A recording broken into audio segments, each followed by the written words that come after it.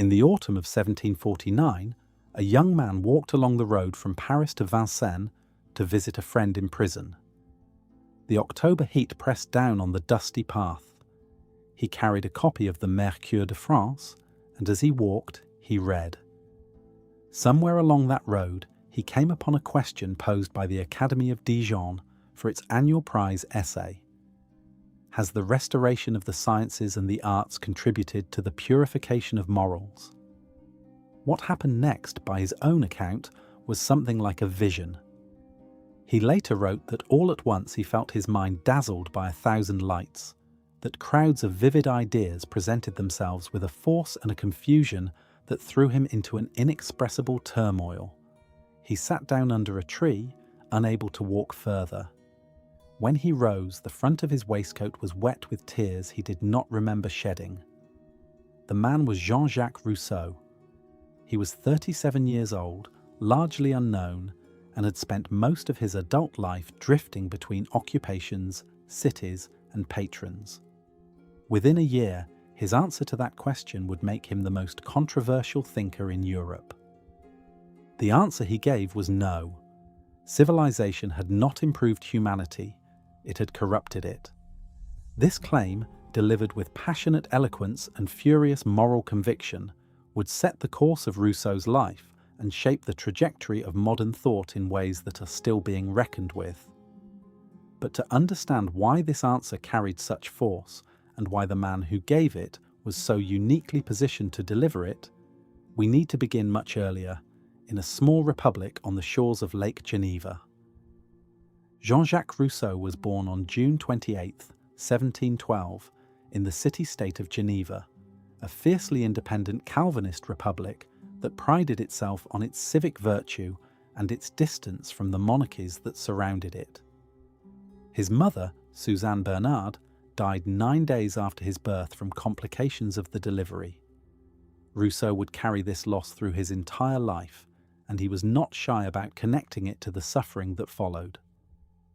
His father, Isaac Rousseau, was a watchmaker of modest means and volatile temperament who filled the boy's early years with an unusual education.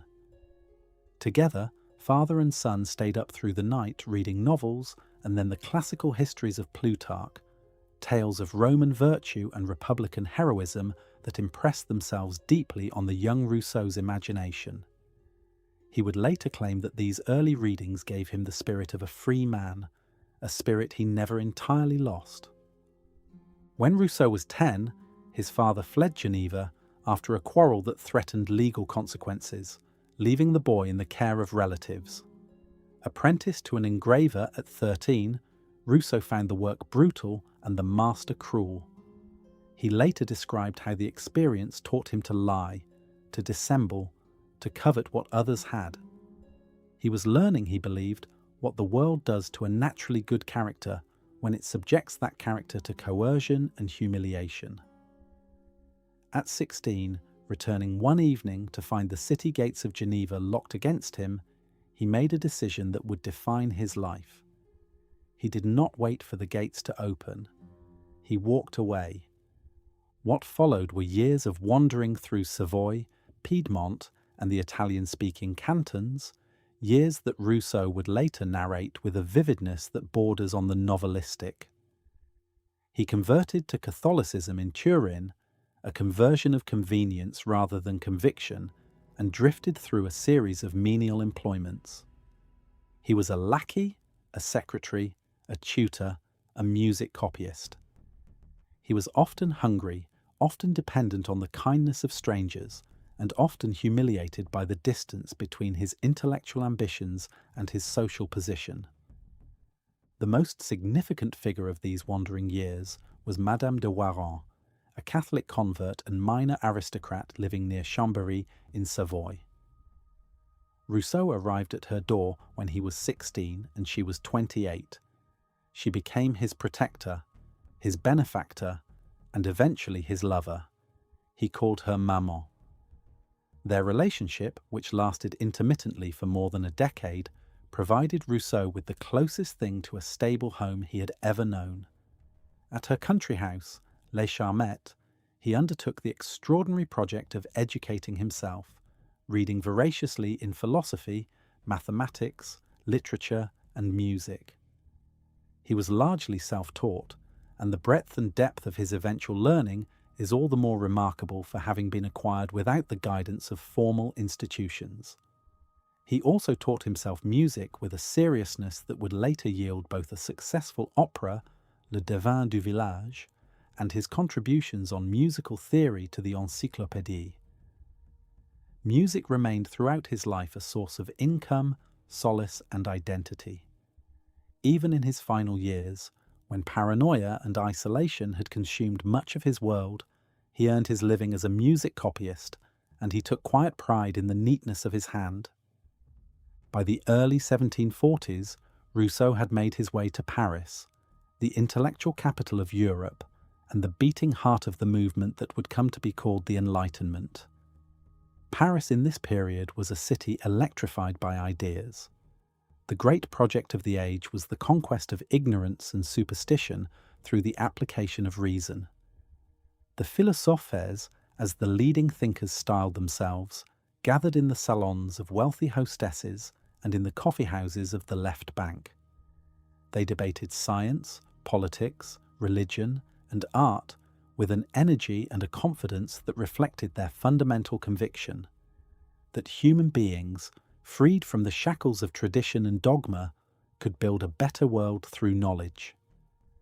The salons themselves were remarkable institutions, drawing rooms presided over by women of intelligence and social standing, where the boundaries between aristocratic society and intellectual life dissolved into conversation. At the salon of Madame d'Épinay, or the dinners hosted by Baron de Holbach, a gifted writer without a title could find himself seated beside a duke, provided he could hold his own in debate. It was a world that rewarded brilliance, but it also rewarded performance, and the distance between the two was something Rousseau would never stop thinking about. The intellectual centre of this world was the Encyclopédie, the vast collaborative dictionary of the sciences, arts and trades, edited by Denis Diderot and Jean-Laurent d'Alembert. Rousseau became part of this circle. He was befriended by Diderot, whose intelligence and warmth drew him in, and he contributed articles on music to the Encyclopédie. He met Voltaire, the most famous writer in France. He encountered Baron d'Holbach, Condillac, and other leading figures of the Parisian intellectual scene. Yet Rousseau was never comfortable in this world. He was a provincial from a small republic, a man without a university education, without an independent income, without the social graces that the salon culture demanded. The philosophes were, for the most part, men of comfortable means and cosmopolitan manners. They wore fine clothes.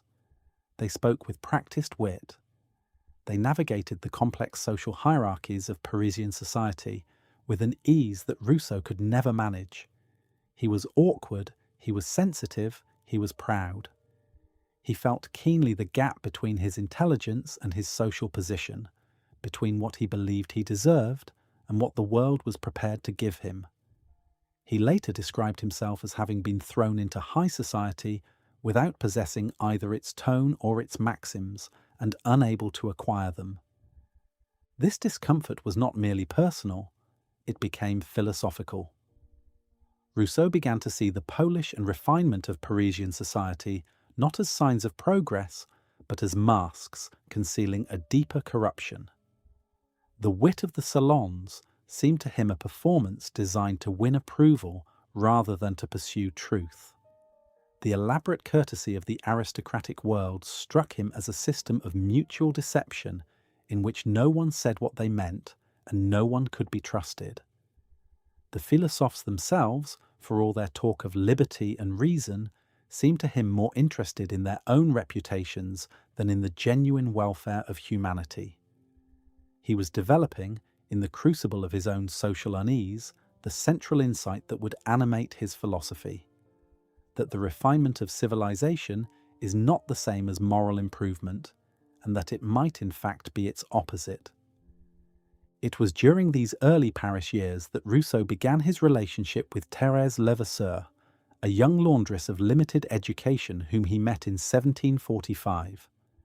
She would remain his companion for the rest of his life, eventually becoming his wife in a civil ceremony in 1768. Their relationship was one of deep mutual dependence, though Rousseau's accounts of it are coloured by his characteristic mixture of affection and condescension. Thérèse bore him 5 children, all of whom Rousseau placed in the Foundling Hospital shortly after their birth.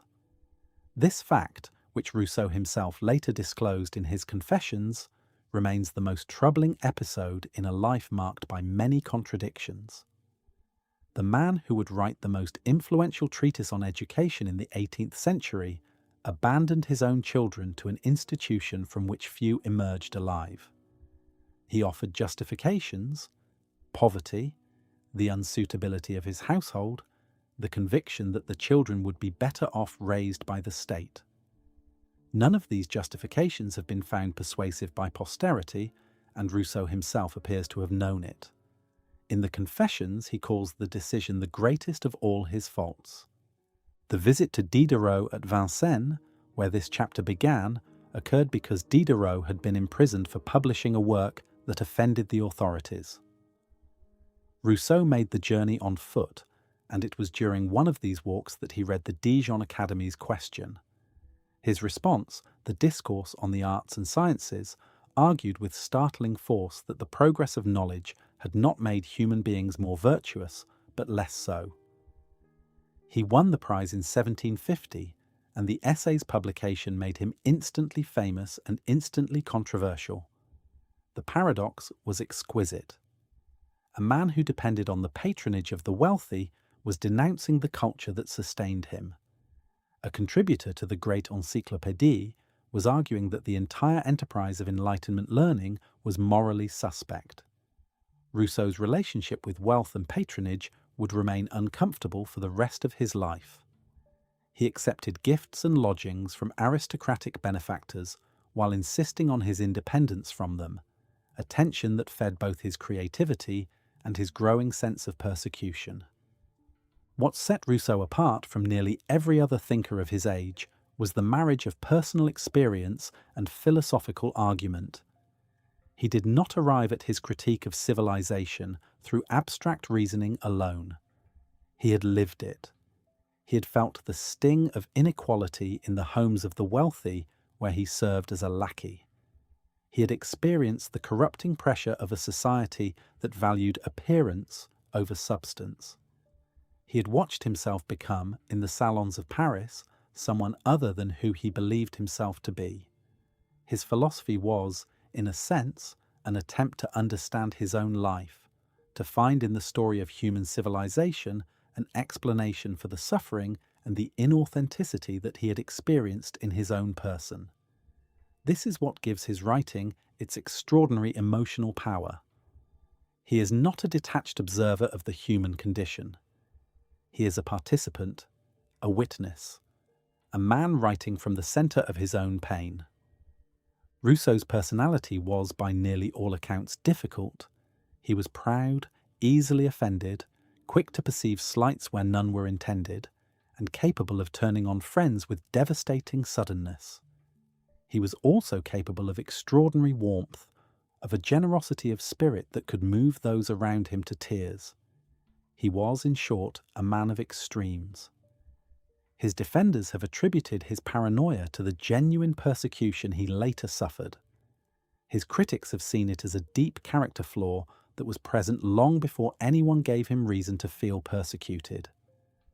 Both readings contain truth. What is beyond dispute is that Rousseau's temperament shaped his philosophy as decisively as his ideas shaped his age.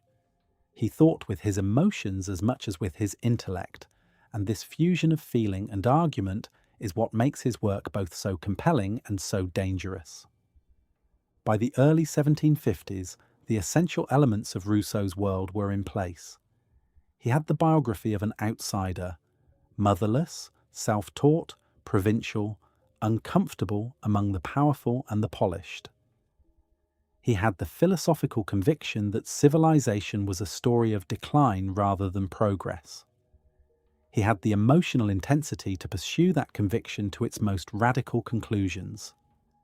And he had the literary genius to communicate it in prose that would move an entire continent. The years ahead would see him develop a body of work that touched on nearly every fundamental question of human existence: the nature of the self, the origins of inequality, the foundations of political authority, the proper education of children, and the possibility of living an authentic life in a corrupt world. These are the questions we will now take up, following the path that Rousseau himself traced from the forests of the state of nature to the cities of modern civilization, from the innocence of childhood to the compromises of maturity, from the solitude of the individual conscience to the collective life of the political community. The Discourse on the Arts and Sciences, submitted to the Academy of Dijon in 1750, is not Rousseau's most sophisticated work. It is not his most carefully argued. It is, by his own later admission, the weakest of his major writings in terms of logical structure. But it is the work that changed everything, both for Rousseau and for the intellectual culture of the 18th century. It asked a question that no one in the heart of the Enlightenment expected to hear answered in the negative, and it answered it with a rhetorical force that made it impossible to ignore. The Academy's question was whether the restoration of the sciences and the arts had contributed to the purification of morals. The expected answer, in an age that celebrated progress and the power of reason, was an enthusiastic yes. Rousseau said no. He argued that the development of the sciences and the arts, far from improving human morality, had actively corrupted it. Luxury, he claimed, was the companion of the arts. Vanity was the companion of the sciences. Together, they had created a civilization in which appearances mattered more than substance, in which the performance of virtue had replaced the practice of it, and in which human beings had become incapable of the simple honesty and natural goodness that had characterized earlier and less sophisticated ages.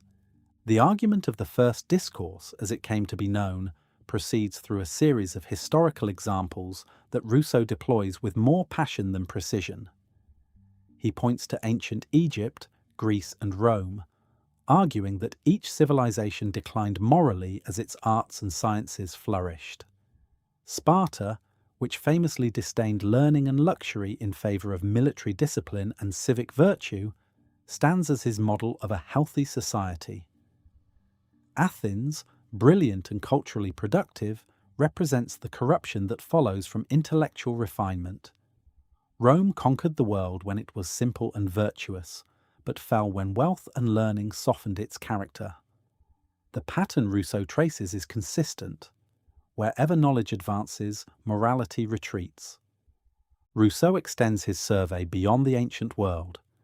He points to the corruption of the later Roman Empire, to the luxury of Renaissance Italy, and to what he sees as the moral emptiness of contemporary France, a nation drowning in elegance and refinement while its peasants starved and its soldiers lost their fighting spirit.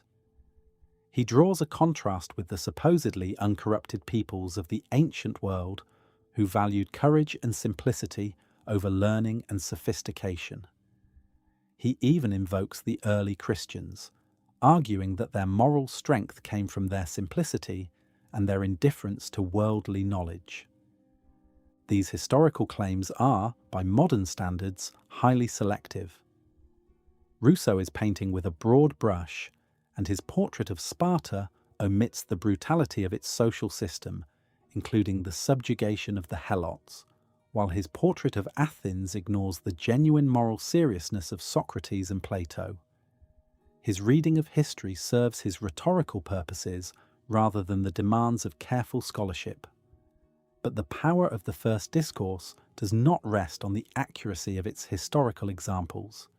It rests on the force of its central provocation, which struck at the deepest assumptions of the age. The Enlightenment was founded on the conviction that knowledge is liberating. The philosophes believed that ignorance was the root of human suffering, and that the spread of education, science, and rational inquiry would gradually eliminate superstition, cruelty, and injustice. This was not a casual belief. It was the organizing principle of an entire intellectual movement, the animating spirit of the Encyclopédie, the justification for decades of philosophical labor. And Rousseau was telling them that they were wrong. Not wrong about particular facts or methods, but wrong about the fundamental relationship between knowledge and virtue. He was arguing that the entire project of Enlightenment, the great mission of the age, was making humanity worse rather than better. The specific mechanisms of corruption that Rousseau identifies in the first discourse are revealing. He argues that the arts encourage flattery and the desire to please. A poet or a painter does not seek truth. He seeks applause. His work is shaped not by moral conviction but by the tastes of his audience, and those tastes are themselves corrupted by luxury and idleness. The sciences, meanwhile, encourage a different kind of vanity, the pride of the intellectual who believes that his learning elevates him above ordinary humanity. This pride, Rousseau suggests, destroys the natural equality that should exist among human beings and replaces it with a hierarchy based on cleverness rather than goodness. The learned man looks down on the unlearned. The refined person despises the simple. And in this contempt, the fundamental bond of human sympathy is severed. There is also the question of military virtue, which looms large in the first discourse. Rousseau argues that nations devoted to the arts and sciences lose their capacity for war, which in the 18th century meant their capacity for self-defense and political independence. He was writing as a citizen of Geneva, a republic that maintained its freedom through the vigilance and martial discipline of its citizenry. The contrast with France, a nation whose professional armies were commanded by aristocrats while its intellectuals composed epigrams, was deeply felt. Rousseau also argues that the arts and sciences are born from human vices rather than virtues. Astronomy arose from superstition. Eloquence arose from ambition. Geometry arose from avarice. Physics arose from idle curiosity. Even ethics arose from human pride. All of our efforts to polish ourselves, he writes, have produced only an appearance of virtue without any genuine substance. We've learned to speak beautifully of morality while practicing it less and less. Politeness has replaced sincerity. Ceremony has replaced friendship. The progress of civilization has been, in reality, the progress of a vast and elaborate pretense. The reaction to the first discourse was immediate and intense. Rousseau had touched a nerve. The essay was discussed in every salon in Paris.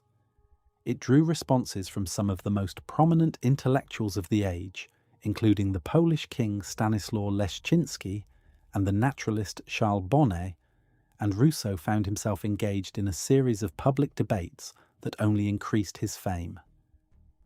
Some critics accused him of primitivism, of wanting to destroy libraries and tear down universities, and return humanity to a state of barbarism. Others suspected that the entire essay was an elaborate rhetorical exercise, a paradox defended for the sake of winning a prize, rather than from genuine conviction.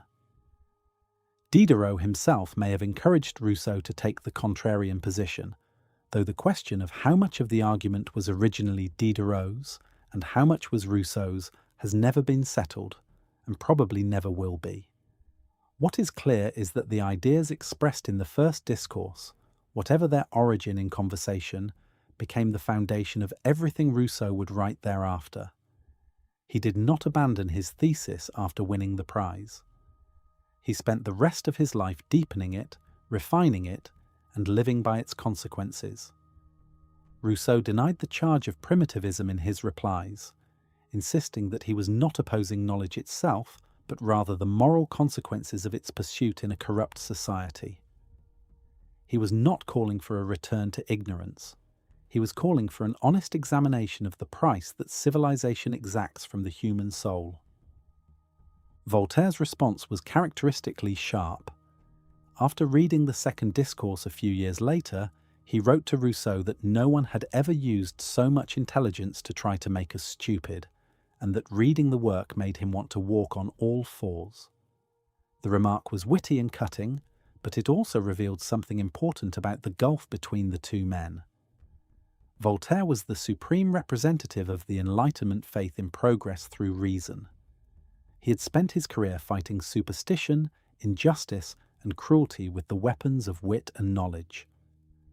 For Rousseau to suggest that this entire enterprise was misguided was, for Voltaire, not merely an intellectual error, but a personal affront.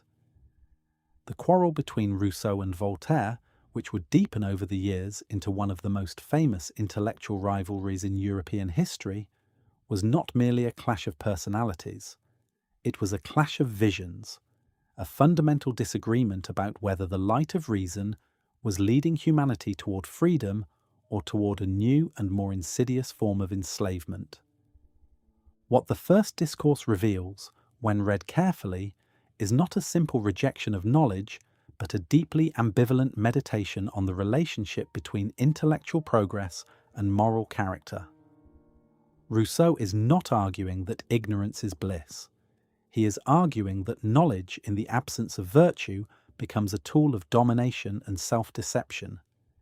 He is arguing that a society can be learned and polished and yet profoundly corrupt, that the glitter of civilization can conceal a moral emptiness that is all the more dangerous for being invisible. This is an argument that has lost none of its force in the centuries since Rousseau first made it. Every age that has prided itself on its learning and its sophistication has had to confront the uncomfortable possibility that Rousseau was right, that the things we call progress may be concealing forms of moral regression that we are too refined to recognize. The deeper implications of the first discourse become clearer when we consider what Rousseau means by virtue. He does not mean the complex ethical systems of the philosophers. He means something simpler and more immediate: honesty, courage, compassion, loyalty, the willingness to sacrifice one's own interests for the common good.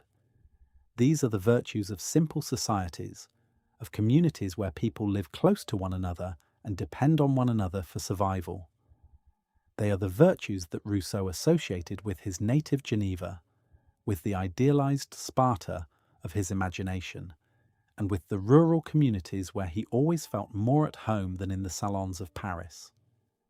Civilization, in Rousseau's view, does not eliminate these virtues. It replaces them with their simulacra. The civilized person learns to perform virtue rather than to practice it. He learns the appearance of honesty without its substance, the language of compassion without its feeling. He becomes, in Rousseau's memorable formulation, a man who lives always outside himself, who knows only how to live in the opinion of others, and who draws the sense of his own existence from their judgment alone. Rousseau reinforced his philosophical stance with a personal one. In the years following the first discourse, he undertook what he called his reform of manners. He gave up his fine clothes and adopted the plain dress of a man who refused to participate in the comedy of social appearances. He abandoned the pursuit of worldly advancement. He began copying music for a living, a humble trade that allowed him to maintain his independence without relying on patronage. These gestures were sincere, even if they were also theatrical. Rousseau understood that ideas, to be credible, had to be lived, and he was determined to live his.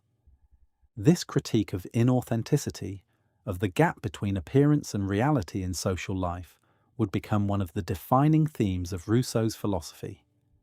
It connects the first discourse to everything that followed: the analysis of inequality in the second discourse, the political theory of the social contract, the educational program of Emile, and the radical self-examination of the Confessions.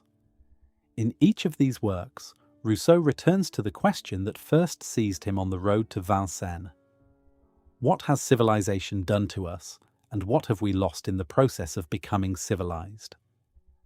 The first discourse also established a pattern that would characterize Rousseau's career. He was now a public figure, but a public figure defined by his opposition to the very public he addressed. He denounced luxury while accepting the hospitality of the wealthy. He attacked the arts while practicing them with consummate skill. He condemned the world of letters while depending on it for his livelihood and his reputation. These contradictions were not lost on his contemporaries, and they have not been lost on posterity. Whether they represent hypocrisy or a deeper kind of honesty, the honesty of a man who sees the corruption of his world and acknowledges his own complicity in it, remains one of the central questions in the interpretation of Rousseau's life and thought. What cannot be denied is the originality and the courage of the argument. In an age that worshipped reason, Rousseau questioned the moral authority of reason itself. In a culture that celebrated refinement, he asked whether refinement was making people better or merely better at concealing their selfishness. In a society that equated progress with improvement, he proposed that progress might be a form of decline. The first discourse did not answer all the questions it raised. Its historical arguments were shaky, its logic sometimes strained, its rhetoric occasionally overwrought. But it posed the right question, the question that would haunt the modern world for centuries to come. Is the story of civilization a story of liberation, or is it a story of loss? Rousseau spent the rest of his life trying to answer that question, and in doing so, he produced some of the most unsettling and consequential ideas in the history of Western thought. 5 years after the first discourse shook the intellectual world of Paris, Rousseau returned to the Academy of Dijon with a second essay that would prove far more ambitious, far more radical, and far more consequential. The Discourse on the Origin and Basis of Inequality. Among Men, published in 1755, asked a question that the philosophers of the 17th and 18th centuries had been debating for generations. What is the origin of inequality among human beings, and is it authorized by natural law? Rousseau's answer would overturn the assumptions that had guided political philosophy since Hobbes, and it would provide the theoretical foundation for everything he would write thereafter. The second discourse, as it came to be known, begins with a methodological move of striking originality. Rousseau announces that he will set aside all the facts, for they do not affect the question. He is not writing history. He is constructing a hypothetical account of how human beings might have developed from a state of nature to the social and political arrangements of the present day. The state of nature for Rousseau is not a historical period that we can locate on a timeline. It is a philosophical thought experiment, a way of stripping away everything that society has imposed on human beings in order to discover what lies beneath. It is, as he puts it, a state that no longer exists, that perhaps never existed, and that probably never will exist, but of which it is necessary to have an accurate idea in order to judge our present condition properly. This is a crucial distinction. Rousseau is not claiming that human beings once actually lived in the condition he describes. He is using the state of nature as a diagnostic tool, a way of measuring how far humanity has travelled from its original condition, and of evaluating whether that journey has been one of improvement or of degradation. The method is philosophical rather than empirical, speculative rather than historical. And it is this method that gives the second discourse its enduring power. By imagining what human beings would be like without society, Rousseau forces us to ask which of our characteristics are natural and which are artificial, which are essential to our humanity and which are the products of circumstance and convention.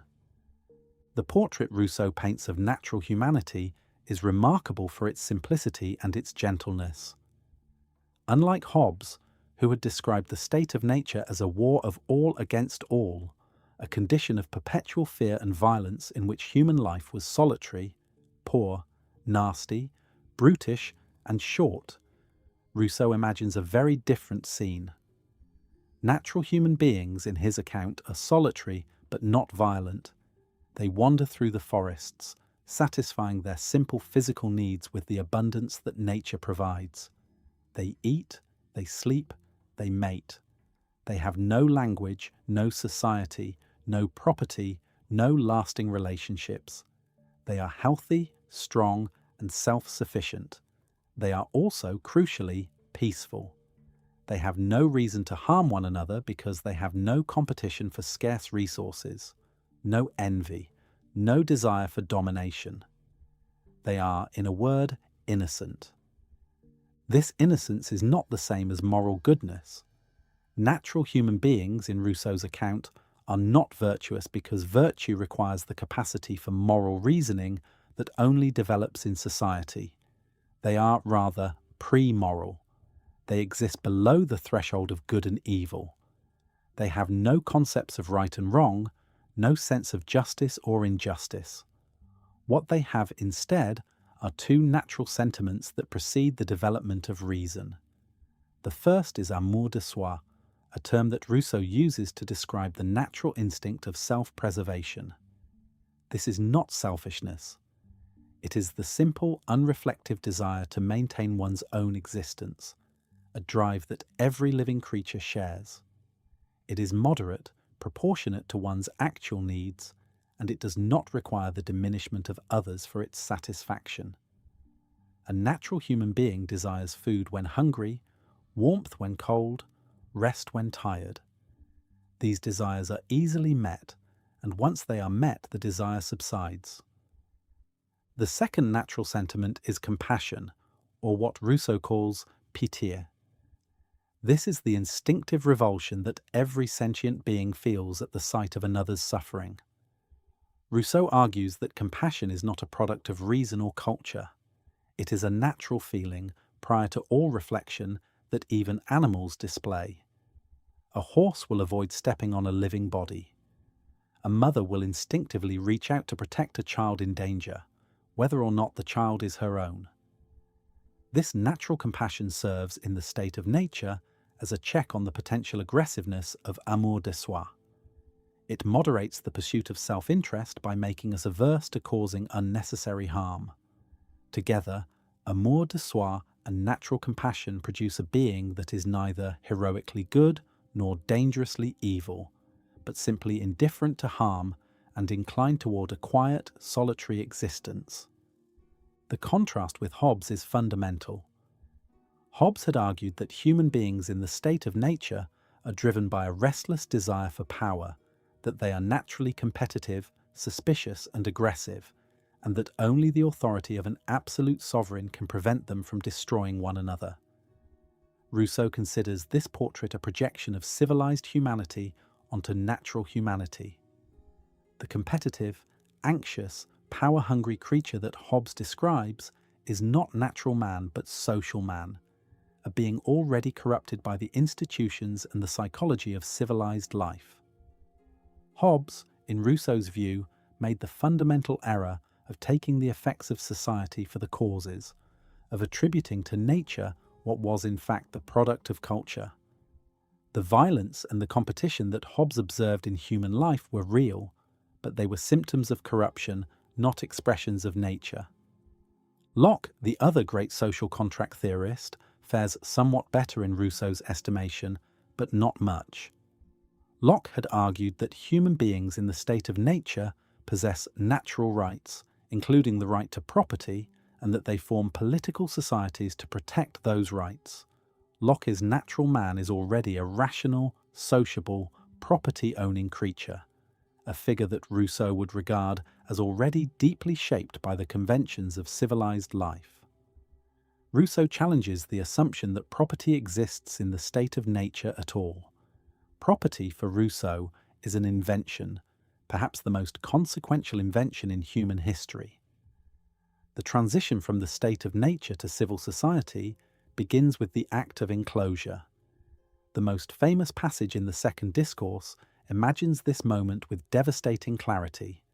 The first person who, having enclosed a piece of ground, thought of saying, "This is mine," and found people simple enough to believe him, was the true founder of civil society. What crimes, wars, murders, what miseries and horrors would the human race have been spared, Rousseau writes, if someone had pulled up the stakes or filled in the ditch and cried out to his fellows, beware of listening to this impostor. Between the state of nature and the invention of property, Rousseau traces a series of intermediate stages in which human beings gradually develop the capacities and the needs that make social life both possible and corrupting. The key development is the emergence of a faculty that Rousseau calls perfectibility, the uniquely human capacity for self-improvement. Animals are governed entirely by instinct. They are today what they were 1,000 years ago and what they will be 1,000 years hence. Human beings, by contrast, are capable of learning, of adapting, of developing new skills and new desires. This capacity is, in Rousseau's view, the source of everything that is best and worst about humanity. It is what makes progress possible, but it is also what makes corruption possible. Without perfectibility, human beings would have remained in the state of nature forever, neither good nor evil, neither happy nor miserable. With it, they set out on a path that leads to civilization, culture, and all the inequalities and oppressions that follow. Perfectibility is, in this sense, the source of all human greatness and all human misery. It is what makes us capable of art, philosophy, and moral reasoning, but it is also what makes us capable of tyranny, exploitation, and self-destruction. No other animal has this capacity, and no other animal pays the price that it exacts. The process of corruption unfolds gradually, and Rousseau traces it through several distinct stages with a care that gives the second discourse much of its narrative power. In the earlier stages of social development, human beings begin to live in small groups, to form families, to build rudimentary shelters, to develop language and the beginnings of culture. The development of language is itself a profound transformation, because language allows human beings to think abstractly, to compare, to remember, and to anticipate. It opens the door to reflection, and reflection for Rousseau is the beginning of the end of natural innocence. Rousseau regards the period of early social life, which he calls the youth of the world, as the happiest epoch in human history, a stage in which people enjoyed the pleasures of companionship without the full weight of social competition and inequality. They gathered around fires, they sang, they danced. They began to notice one another. But this golden age could not last. As human beings began to compare themselves to one another, a new and destructive passion emerged: amour-propre. Amour-propre is the desire to be esteemed by others, to be seen as superior, to occupy a higher place in the social hierarchy. It is fundamentally different from amour de soi. Where amour de soi is a natural, moderate, self-contained instinct of self-preservation, amour-propre is a social, insatiable, comparative passion that depends entirely on the opinions of others. Amour de soi asks, do I have what I need to survive? Amour-propre asks, am I better than my neighbour? Am I more admired, more respected, more envied? This shift from a self-contained concern with one's own well-being to a competitive obsession with one's relative standing is the psychological engine of corruption. Once amour-propre takes hold, human beings can never be satisfied. Their happiness no longer depends on meeting their actual needs, but on exceeding the achievements of others. And since everyone is engaged in the same competition, the result is a society of universal restlessness, envy, and mutual hostility. The invention of property accelerates this process dramatically. Once land can be owned, accumulated, and passed down, inequality ceases to be a matter of natural differences in strength or ability and becomes a structural feature of society. The rich need the poor to work their land. The poor need the rich for employment. But this interdependence is profoundly unequal. The rich use their wealth to secure political power, and they use their political power to protect their wealth. The laws and institutions of civil society, which present themselves as neutral and universal, are in reality instruments for the preservation of inequality. The social contract, as it actually exists in history, is not an agreement among free and equal persons. It is a trick by which the rich persuade the poor to accept their own subordination. This analysis of inequality as a product of social institutions rather than natural differences is one of Rousseau's most radical and enduring contributions to political thought. It challenges the assumption, common in his time and still common in ours, that the inequalities we observe in society reflect the natural order of things. Rousseau insists that they do not. Natural differences among human beings are relatively small and, in the state of nature, of little consequence. It is only through the development of property, language, and social institutions that these small differences are magnified into the vast gulfs of wealth, power, and prestige that characterize civilized societies. The implication is profound. If inequality is not natural but artificial, then it is not inevitable. It is the product of human choices and human institutions, and it could, at least in principle, be otherwise. This insight would echo through the centuries, informing radical political movements, critiques of capitalism, and debates about social justice that continue to this day. Rousseau did not invent the idea that society is responsible for human suffering, but he gave it its most powerful and systematic formulation. The second discourse ends not with a solution, but with a diagnosis. Rousseau does not tell us how to return to the state of nature because he knows that we cannot. The process of social development is irreversible. We cannot unlearn language, dismantle property, or forget the passions that social life has awakened in us. What we can do is understand how we arrived at our present condition, and in understanding it, perhaps find ways to mitigate the worst of its effects. This diagnostic ambition, the desire to understand the origins of our suffering rather than to prescribe a cure, gives the second discourse its peculiar power and its lasting relevance. It is a work of philosophical archaeology, digging beneath the surface of civilized life to uncover the layers of development, corruption, and self-deception that lie beneath.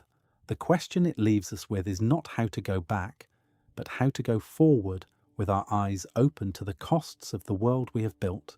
The second discourse gave Rousseau's critique of civilization its theoretical scaffolding.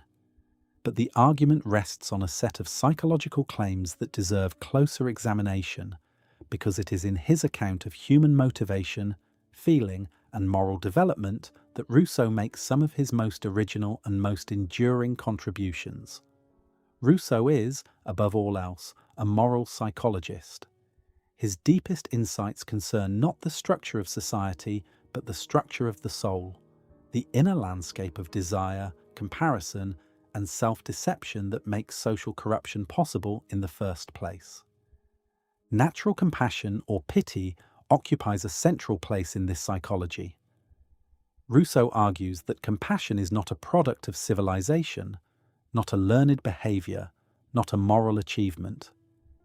It is a natural sentiment, older than reason, shared with other animals and woven into the fabric of sentient existence itself. It is the feeling that makes a person wince at the sight of another's pain, that makes a crowd gasp when a child stumbles near a ledge, that makes even the hardened criminal uneasy in the presence of suffering he has caused. Rousseau insists that this feeling is universal and that it operates prior to any process of moral reasoning. We do not calculate that suffering is bad and then feel compassion. We feel compassion first, and only later do we construct moral theories to explain why suffering matters. This is a philosophical move of considerable significance. By grounding morality in feeling rather than reason, Rousseau challenges the dominant tradition of rationalist ethics that stretches back to the ancient Greeks and forward through Kant. For the rationalists, morality is fundamentally a matter of correct thinking. We discover moral truths through the exercise of reason, and we become moral agents by learning to govern our passions with our intellect. Rousseau reverses this order. He suggests that feeling is more fundamental than reasoning in the moral life, that the heart knows things that the mind discovers only later, and that a person who has lost the capacity for compassion has lost something more essential than any intellectual virtue. This idea would reverberate through the next 2 centuries of moral philosophy, from Adam Smith's theory of moral sentiments, with its account of sympathy as the foundation of moral life, to the 20th century ethics of Emmanuel Levinas, with its insistence that the encounter with the face of the other precedes and grounds all moral reasoning. Rousseau stands at the headwaters of this tradition, the first modern thinker to place the feeling heart at the centre of the moral universe. The connection to David Hume's moral philosophy is instructive but also illuminating of the differences between the 2 thinkers. Hume, writing in the same period, also argued that morality is grounded in sentiment rather than reason. His famous dictum that reason is, and ought only to be, the slave of the passions echoes Rousseau's conviction that feeling precedes and grounds moral judgment. Both thinkers reject the idea that morality can be derived from pure reason alone, but their accounts diverge in important ways. Hume's moral sentiments are social in origin. They arise from the experience of living in communities, from the habits of approval and disapproval that are cultivated through social interaction. For Hume, there is no pre-social morality because morality is itself a social phenomenon. Rousseau, by contrast, insists that compassion is pre-social, that it exists in the state of nature before any community has been formed. This distinction matters because it allows Rousseau to do something that Hume cannot, to use natural compassion as a standard against which to measure the moral quality of social life. If compassion is natural, then a society that suppresses or distorts it is working against human nature rather than with it. Rousseau also draws attention to the way that reason itself, when it operates in the service of amour-propre, can become an instrument for suppressing compassion rather than supporting it. A person who witnesses suffering may, instead of responding with immediate sympathy, begin to reason about whether the sufferer deserves their fate, whether intervention would be wise, whether the costs of compassion outweigh the benefits. Reason, in such cases, does not enhance moral response. It delays and diminishes it.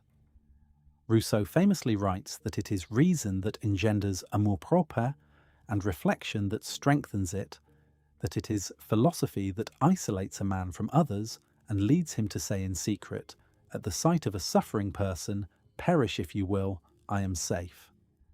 This is one of Rousseau's most radical claims, that the development of reason, rather than making us more moral, can actually make us less compassionate by interposing calculation between the impulse of sympathy and the act of response. The mechanism by which natural compassion is suppressed is one of Rousseau's most psychologically acute analyses. In the state of nature, compassion operates freely because there is nothing to obstruct it. Natural human beings are not competing with one another, not comparing themselves to one another, not calculating their relative standing in a social hierarchy. They encounter the suffering of others directly, without the mediation of social categories, and they respond to it with immediate, unreflective sympathy. But as society develops and amour-propre takes root, compassion is gradually overlaid and obscured by other, more powerful motivations. The desire to be seen as superior, the fear of being seen as inferior, the need to maintain one's position in the social hierarchy, these preoccupations crowd out the simple, natural response to another's pain. Rousseau traces this process with remarkable precision. As human beings begin to live in proximity to one another, they begin to compare. Comparison is the seed of amour-propre, and once it germinates, it grows without limit. At the fireside gatherings of early social life, the best singer, the strongest dancer, The most attractive face begins to attract attention and admiration. Those who are admired begin to expect admiration. Those who are not admired begin to resent those who are. The equality of the state of nature gives way to a hierarchy of esteem, and this hierarchy, once established, becomes self-reinforcing. Those who are admired use their status to acquire further advantages. Those who are not admired become envious, resentful, and desperate to improve their standing. The result is a society in which everyone is measuring themselves against everyone else, in which happiness depends not on the satisfaction of actual needs, but on the perception of relative success. The psychological toll of this transformation is enormous. Rousseau argues that amour-propre, in its corrupted form, makes genuine happiness impossible. A person driven by amour-propre can never be satisfied because the standard by which they measure themselves is always shifting. No matter how much they achieve, someone else will always have achieved more. No matter how high they rise, the fear of falling is always present, and because their sense of self-worth depends entirely on the opinions of others, they are perpetually vulnerable to the judgment of people they may not even respect. They live, as Rousseau puts it, outside themselves. Their inner life is colonized by external evaluation. They perform for an audience rather than living from their own center. This is the condition that Rousseau calls alienation, though he does not use that exact term. It is the state of being estranged from one's own nature, of living in a way that satisfies the demands of society while leaving the deepest needs of the self unmet. The role of imagination in this process is worth pausing over. Rousseau recognizes that imagination is a double-edged faculty. On the one hand, imagination is what makes compassion possible in the first place. We feel for others because we can imagine ourselves in their position. We project ourselves into their experience, and this projection generates the sympathetic response that Rousseau calls pity. On the other hand, imagination is also what makes envy, jealousy, and amour-propre possible. We imagine what others have that we lack. We imagine how we appear in their eyes. We imagine ourselves as we wish to be rather than as we are. Imagination is the faculty that allows human beings to transcend their immediate experience, but it is also the faculty that makes them perpetually dissatisfied with it. A creature without imagination would never develop compassion, but it would also never develop vanity. Rousseau does not resolve this tension. He presents it as a fundamental feature of the human condition, a duality that cannot be eliminated, but only managed. The same faculty that enables our highest moral achievements also enables our deepest moral failures. This is why education, as Rousseau will argue in Emile, must be so careful in its cultivation of the imagination, nurturing its capacity for sympathy while guarding against its capacity for envy and competitive self-measurement. The connection between amour-propre and what we might now call status anxiety is difficult to miss. Rousseau's analysis of the psychology of social comparison reads, at times, like a description of contemporary life written 3 centuries in advance. The relentless measurement of oneself against others, the cultivation of an image designed to win approval, the anxiety that accompanies every social encounter, the nagging suspicion that one's real self is somehow inadequate, these are experiences that any inhabitant of a competitive, status-conscious society will recognize. Rousseau would not have been surprised by a world in which people curate idealized versions of their lives for public display while privately suffering from loneliness and self-doubt. He would have seen it as the logical endpoint of the psychological dynamics he described in the second discourse.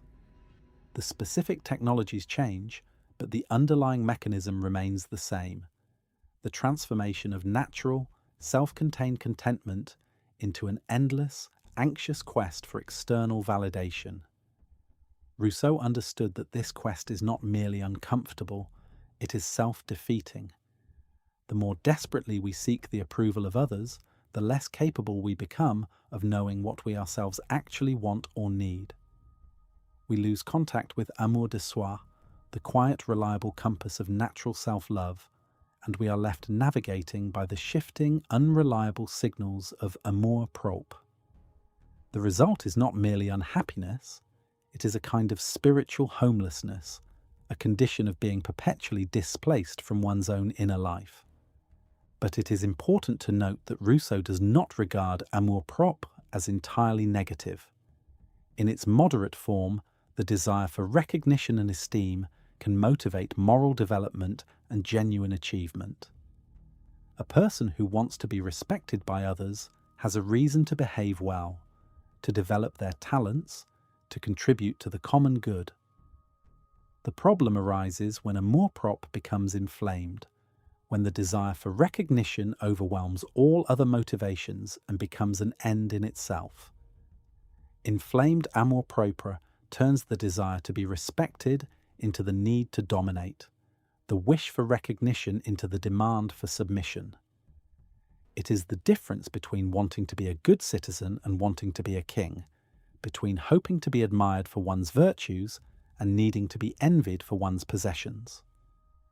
Rousseau's later political and educational works can be understood, in part, as attempts to create institutions and practices that channel amour-propre toward its healthier expressions while preventing it from degenerating into its destructive ones.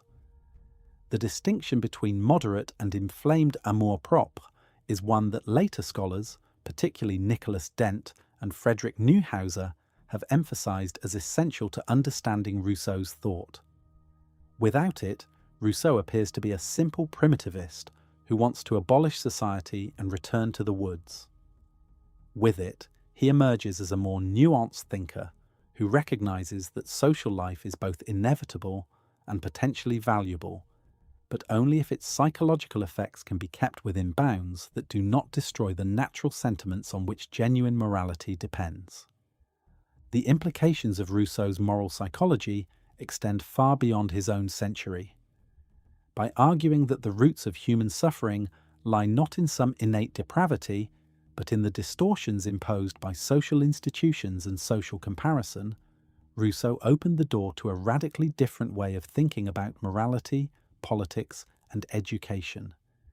If human beings are naturally compassionate but become cruel through social corruption, then the task of the moralist, the educator, and the legislator is not to restrain natural evil but to protect natural goodness. This represents a fundamental break with the Christian doctrine of original sin, and with the Hobbesian conviction that human nature is essentially aggressive and must be restrained by force. Rousseau replaces the idea of fallen humanity with the idea of corrupted humanity, and the difference is decisive. A fallen being needs redemption from above. A corrupted being needs reform from within, or rather, from a restructuring of the social conditions that produced the corruption. The problem is not in the human heart, the problem is in the world that the heart inhabits. This is a profoundly optimistic vision in one sense, because it suggests that human suffering is not inevitable, but contingent on social arrangements that could, in principle, be changed. But it is also a profoundly disturbing vision, because it implies that the institutions we have built to civilize ourselves may be the very things that are destroying us. The question of whether this implication can be resolved, whether it is possible to have civilization without corruption, is the question that drives everything Rousseau would write from this point forward.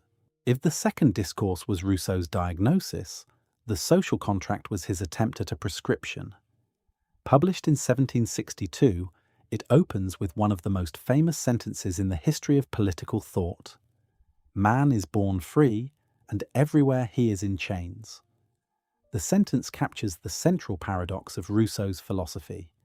Human beings are naturally free, yet every existing society constrains that freedom through laws, customs, hierarchies, and institutions that most people accept without question.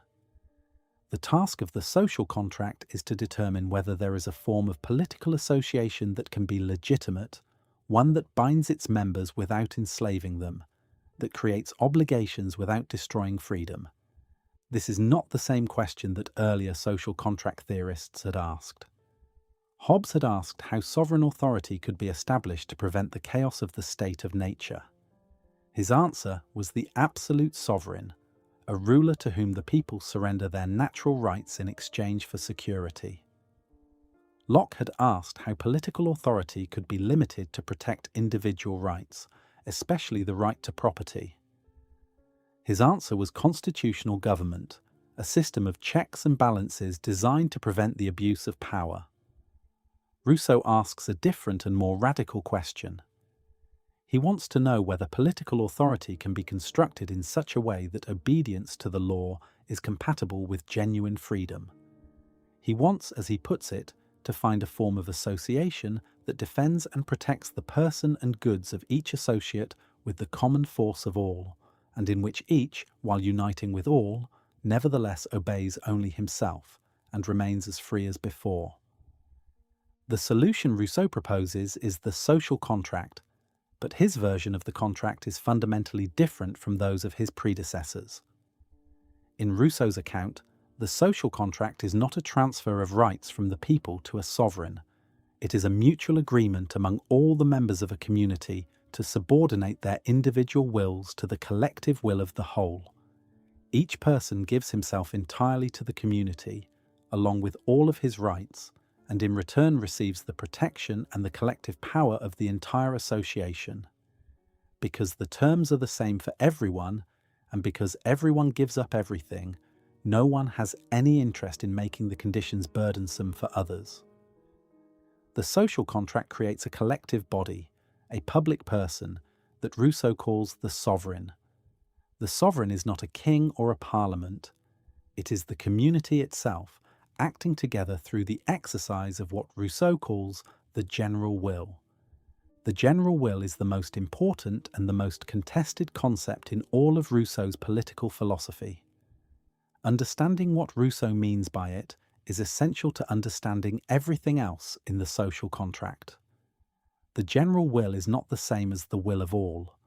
The will of all is simply the sum of individual preferences, the aggregate of each person's private desires. If every citizen were asked what they personally wanted, and all their answers were collected and tallied, the result would be the will of all. The general will is something different. It is the will that each citizen would have if they set aside their private interests and considered only the common good. It is, in other words, the answer to the question, what is best for the community as a whole, considered apart from what is best for any particular individual within it. This distinction is crucial because Rousseau recognizes that individual preferences are often shaped by selfishness, ignorance, and the corrupting influence of amour-propre. A citizen might want a particular law because it benefits them personally, even if it harms the community as a whole. The will of all, being merely the sum of such preferences, could easily produce unjust outcomes. The general will, by contrast, always tends toward the common good, because it is defined as the will that each citizen would have if they looked beyond their private interest to the interest of the whole. It is not an empirical fact about what people actually want. It is a normative standard for what they ought to want as members of a political community. Rousseau uses a mathematical metaphor to clarify. If one takes the individual wills and cancels out the pluses and minuses, the opposing interests that destroy one another, what remains is the general will.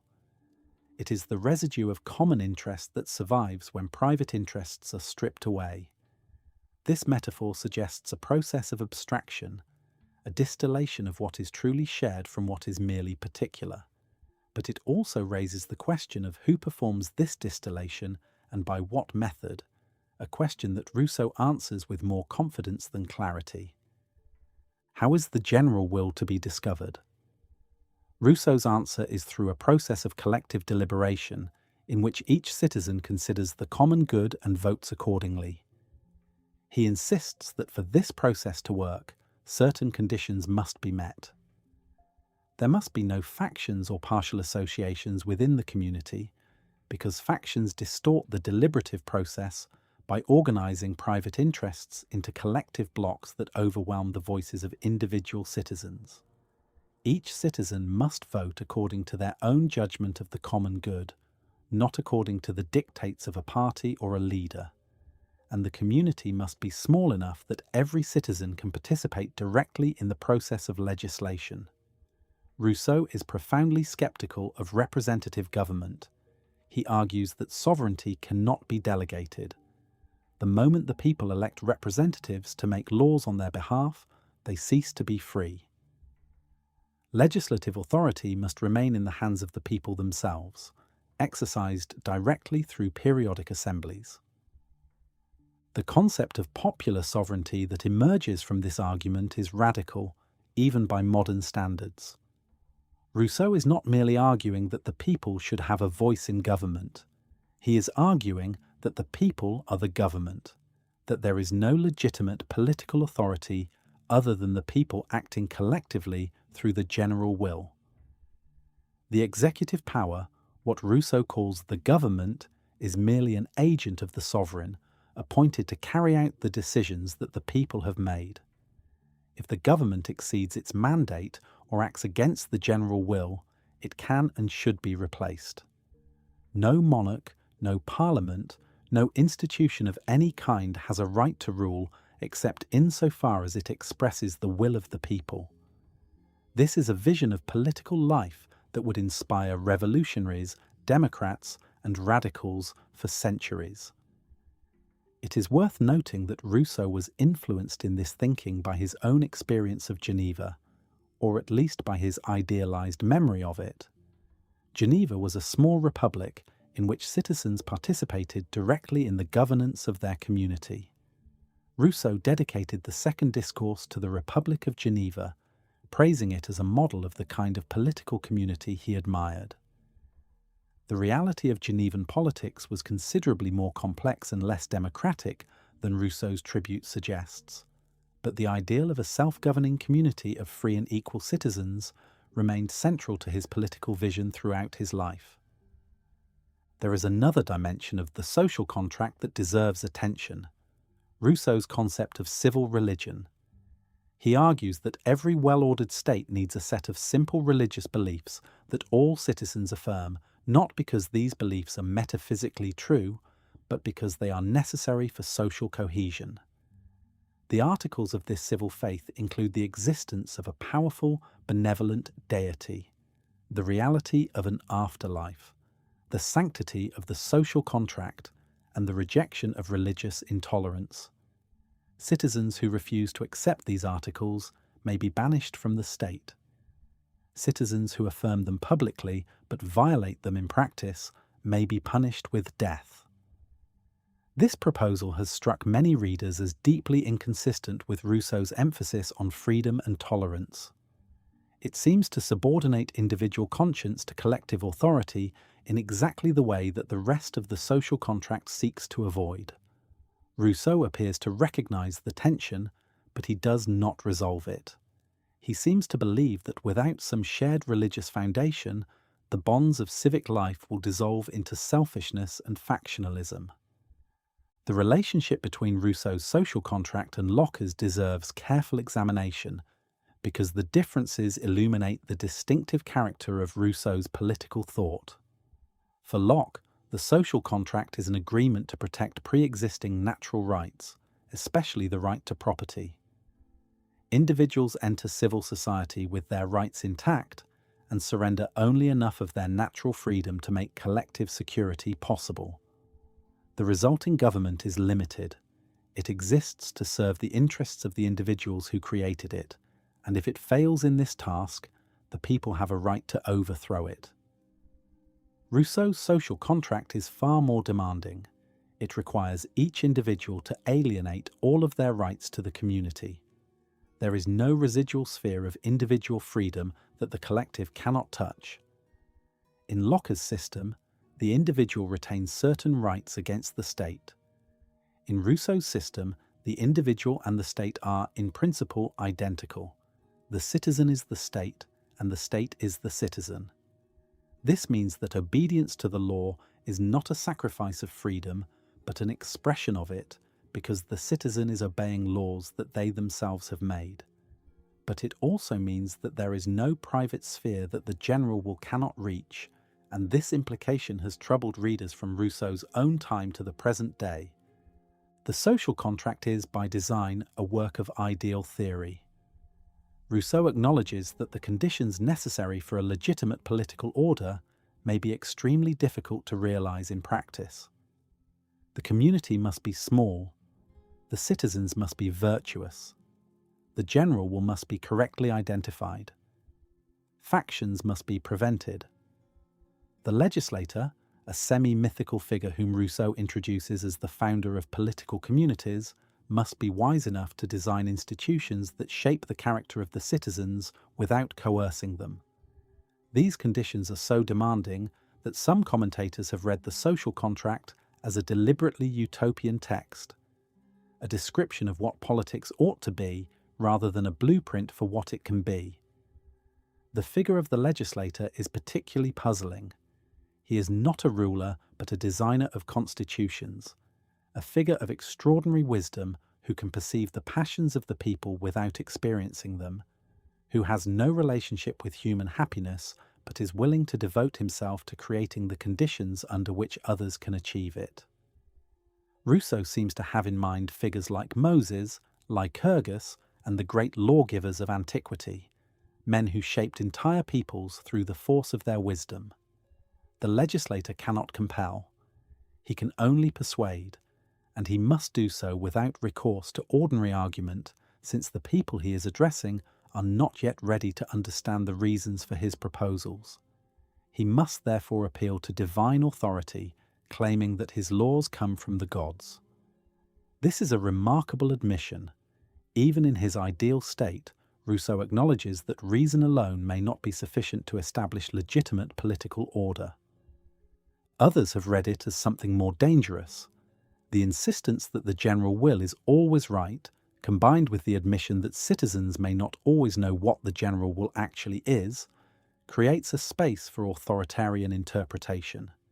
If the general will can be right even when the people do not recognize it, then someone must decide what the general will actually demands, and that someone could be a dictator, a committee, a revolutionary vanguard, anyone who claims to know the common good better than the people themselves. This interpretive danger is real, and it has haunted the reception of the social contract from the French Revolution to the 20th century. Whether Rousseau intended this reading is another matter, and it is a question that has occupied political philosophers for more than 2 centuries. Rousseau's own view seems to have been that the general will emerges organically from the deliberation of a virtuous citizenry, and that it cannot be imposed from above.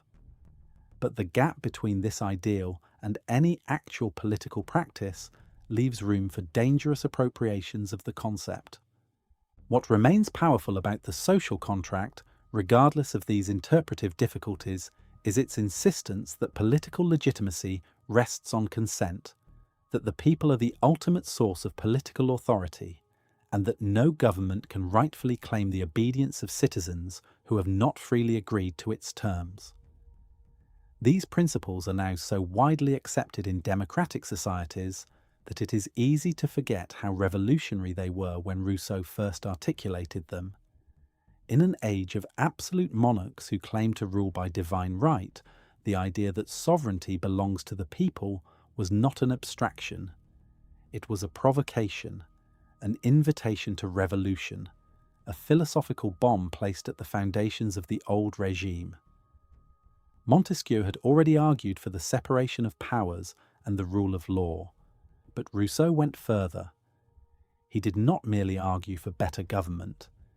He argued for a fundamentally different relationship between the individual and the state, one in which the citizen is not a subject to be governed, but a participant in self-governance. The implications of this argument were incendiary, and within 3 decades of Rousseau's death, they would help to ignite one of the most transformative and violent revolutions in human history. Whoever refuses to obey the general shall be forced to do so by the whole body. This means nothing less than that he will be forced to be free.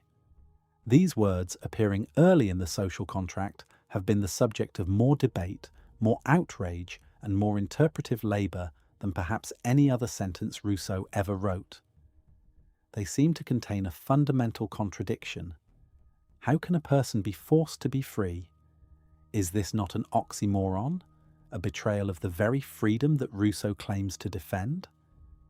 For some readers, this sentence reveals the totalitarian core of Rousseau's political thought. For others, it represents a profound insight into the nature of political freedom that only appears paradoxical when freedom is misunderstood. To engage seriously with this paradox, we need to examine the three distinct types of freedom that Rousseau identifies in the social contract. The first is natural freedom, the unrestricted liberty that human beings possess in the state of nature. Natural freedom is the freedom to do whatever one has the power to do, limited only by physical strength and opportunity. It is the freedom of the animal, the freedom of the child, the freedom that exists before any social rules have been established. It is also, in Rousseau's view, a freedom of limited value. A person who possesses only natural freedom is governed by appetite and impulse. They are slaves to their desires, even if they are not slaves to any other person. Natural freedom is not real autonomy, it is merely the absence of external constraint. The second type is civil freedom, which Rousseau defines as the freedom that arises from the social contract. Civil freedom is the freedom of the citizen, the freedom to participate in the making of the laws by which one is bound. It is more limited than natural freedom in one sense because it is bounded by the general will, but it is more valuable in another sense because it is freedom within a framework of justice and mutual obligation. The citizen who obeys the law is not submitting to an alien will. He is obeying a law that he himself has helped to create. His obedience is therefore not servitude, but self-governance. The third type, and the most philosophically significant, is what Rousseau calls moral freedom. Moral freedom is the freedom of a person who acts according to a law that they have prescribed to themselves, rather than being driven by appetite, habit, or external pressure. It is, in a sense, the freedom to be rational, to act on principle rather than impulse, to govern oneself from within rather than being governed from without. Rousseau writes that obedience to a law which we prescribe to ourselves is liberty. This formulation anticipates with remarkable precision the concept of autonomy that Immanuel Kant would develop 2 decades later. For Kant, as for Rousseau, genuine freedom is not the absence of constraint, but the capacity for self-legislation, the ability to act according to principles that one's own reason has endorsed. It is within this framework of 3 freedoms that the paradox of being forced to be free begins to make sense. When Rousseau says that a person who refuses to obey the general shall be forced to be free, he is not saying that physical coercion is the same as freedom. He is saying that a person who acts against the general will is acting on their private interest rather than their rational judgment of the common good. They are being governed by their appetites rather than by their reason. They are, in the deepest sense, unfree because they are slaves to their own selfishness. When the community compels them to obey the general will, it is, from Rousseau's perspective, compelling them to act as they would act if they were truly rational and truly virtuous, if they were capable of seeing past their private interests to the common good. The force is directed not against their freedom, but against their enslavement to private desire. There is a domestic analogy that may help clarify the logic, even if Rousseau does not use it in exactly this form. When a parent prevents a child from touching a hot stove, the parent is using force against the child's immediate desire. But we do not regard this as an infringement of the child's freedom. We regard it as an act of care because we recognize that the child's desire does not reflect the child's genuine interest. Rousseau's argument about the general will operate on a similar principle, but applied to adults in a political community, and it is precisely this application that makes it so controversial. Children are not yet capable of rational self-governance. Adults presumably are, and to treat them as if they are not raises profound questions about paternalism and the limits of political authority. This argument is ingenious, but it is not without serious problems. The most obvious problem is that it depends on the assumption that the general will is always right, that it always corresponds to the genuine common good. If the general will can be mistaken, then forcing a person to conform to it is not liberating them from their selfishness. It is subjecting them to the collective error of the majority. Rousseau insists that the general will never errs, but this claim is difficult to sustain in practice. Even if the general will is defined as the will that aims at the common good, the process of collective deliberation by which it is identified is fallible. Citizens may be ignorant, prejudiced, or manipulated by demagogues. The majority may confuse its own interests with the common good. And in such cases, the person who dissents may be right, and the community may be wrong. Isaiah Berlin, in his famous essay, Two Concepts of Liberty, identified Rousseau's argument as a paradigmatic example of what he called positive liberty, the idea that genuine freedom consists not in the absence of constraint, but in the realization of one's higher or rational self. Berlin argued that positive liberty is inherently dangerous because it allows those who claim to know what the higher self demands to impose their will on others in the name of freedom. The tyrant who forces you to be free is, from Berlin's perspective, simply a tyrant who has learned to speak the language of liberation. Berlin was not arguing that all conceptions of positive liberty are totalitarian. He was warning that they contain a logical structure that can be exploited by authoritarian regimes, and he cited the French Revolution and the Soviet Union as historical examples of this exploitation. Berlin contrasted positive liberty with negative liberty, the simple absence of interference by others. For the liberal tradition that Berlin defended, freedom means being left alone to pursue one's own conception of the good life without interference from the state or from other individuals. On this view, the state that forces its citizens to be free is not merely mistaken. It is dangerous because it replaces the individual's own judgment about what constitutes a good life with the judgment of the collective. The force of Berlin's critique is real, and it cannot simply be dismissed, but it is also possible to read Rousseau's argument more sympathetically, as many scholars have done. On this reading, Rousseau is not describing the forced imposition of a particular ideology on unwilling subjects. He is describing the enforcement of laws that the citizens themselves have made through a process of collective deliberation. The analogy is not with a dictator who knows better than his subjects what they really want.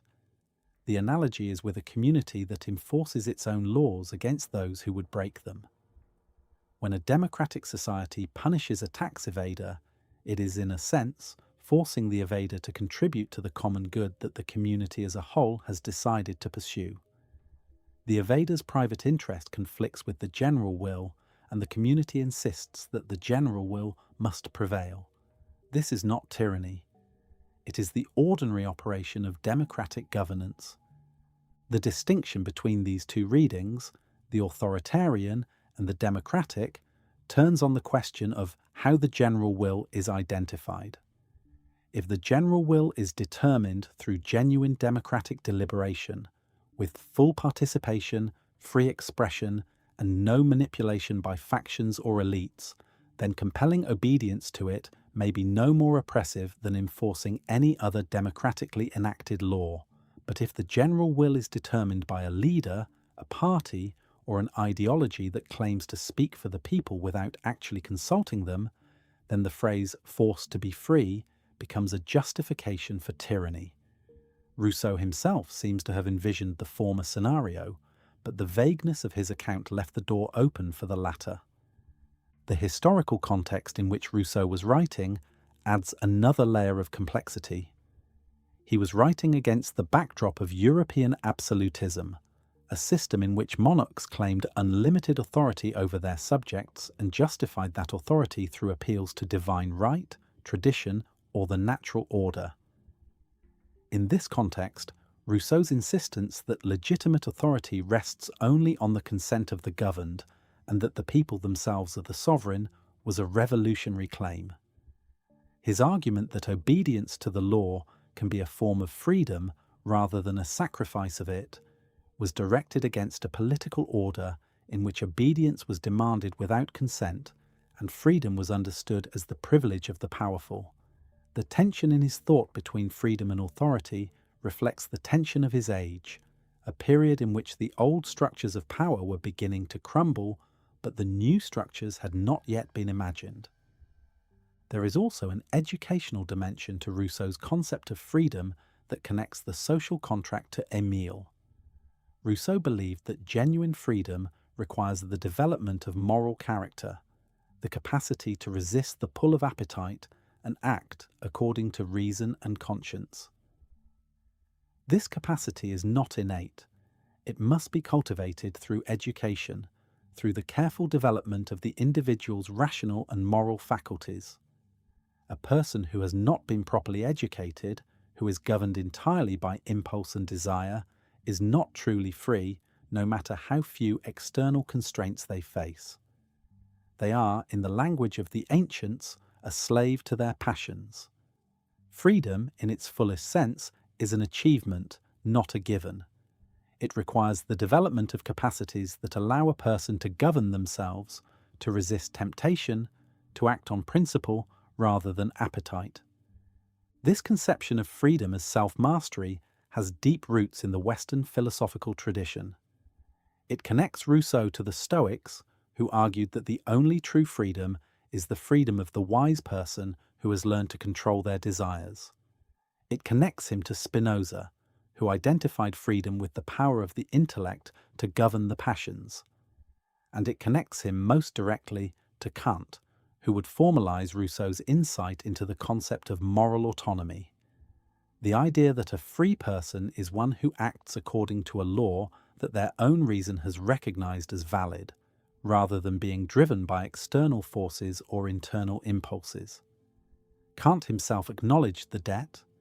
He famously kept a portrait of Rousseau above his writing desk, and he credited Rousseau with teaching him that the worth of a human being lies not in intellectual ability, but in moral character. The philosopher who would become the supreme champion of reason in ethics learned from Rousseau to respect the moral dignity of the common person, the unlearned farmer or artisan, whose goodness of heart mattered more than any philosophical sophistication. The tension between freedom and authority in Rousseau's thought is not a flaw to be corrected. It is a genuine philosophical problem that has no easy resolution. On the one hand, individual freedom is the highest political value, the foundation of legitimate authority, the purpose for which the social contract exists.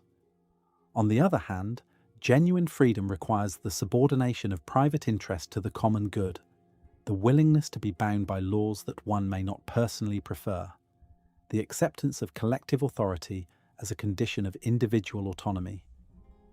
Rousseau holds both of these commitments simultaneously, and they pull in opposite directions. The result is a political philosophy that is genuinely difficult, genuinely provocative, and genuinely unfinished.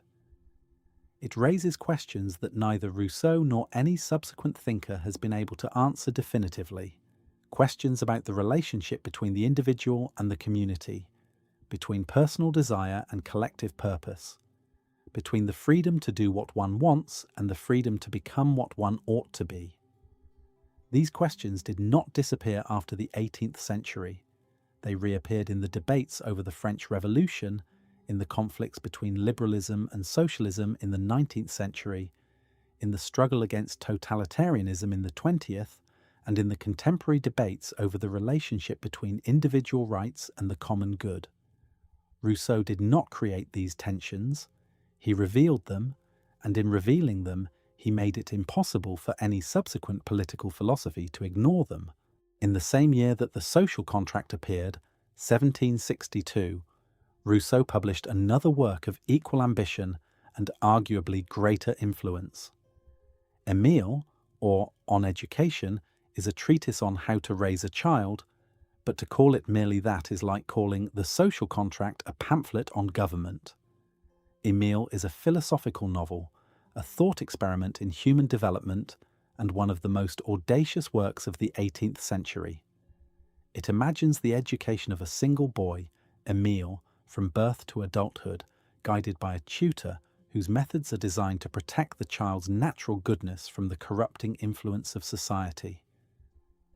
The book was banned and publicly burned in both Paris and Geneva within weeks of its publication. The arrest warrant that followed forced Rousseau to flee France, beginning a period of exile and wandering that would last for much of the rest of his life. The authorities were offended not primarily by the educational content, but by a section of the book called The Profession of Faith of the Savoyard Vicar, in which Rousseau articulated a natural religion based on feeling and conscience rather than on the doctrines of any established church. This passage enraged both Catholic and Protestant authorities, who saw in it a threat to their institutional power. And yet, despite the burnings and the condemnations, within a generation, Emile had transformed the way Europe thought about childhood, education, and the relationship between nature and culture. The central principle of Emile is what Rousseau calls negative education. This does not mean doing nothing. It means doing less of what conventional education does and more of what nature requires. Conventional education, in Rousseau's view, begins too early and in the wrong way. It fills the child's head with information before the child is capable of understanding it. It forces the child to sit still, to memorize, to repeat, to perform for adults. It subjects the child to the artificial expectations of society before the child has had time to develop its own faculties. The result is a creature who is learned but not wise, obedient but not free, polished but not genuine. Negative education, by contrast, means protecting the child from premature exposure to the ideas, values, and expectations of society. It means allowing the child to develop naturally at its own pace, guided by its own curiosity and its own experience of the world. Rousseau divides the education of Emile into several stages, each corresponding to a phase of natural human development. In the earliest years, from birth to about age 5, the focus is entirely on the body.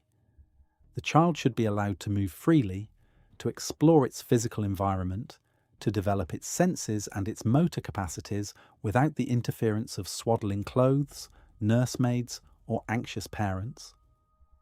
Rousseau was writing at a time when it was common practice to bind infants tightly in swaddling bands that restricted their movement, and he opposed this practice with characteristic vehemence. He argued that the body is the instrument of the mind, and that a child whose body has been constrained will develop a mind that is equally constrained.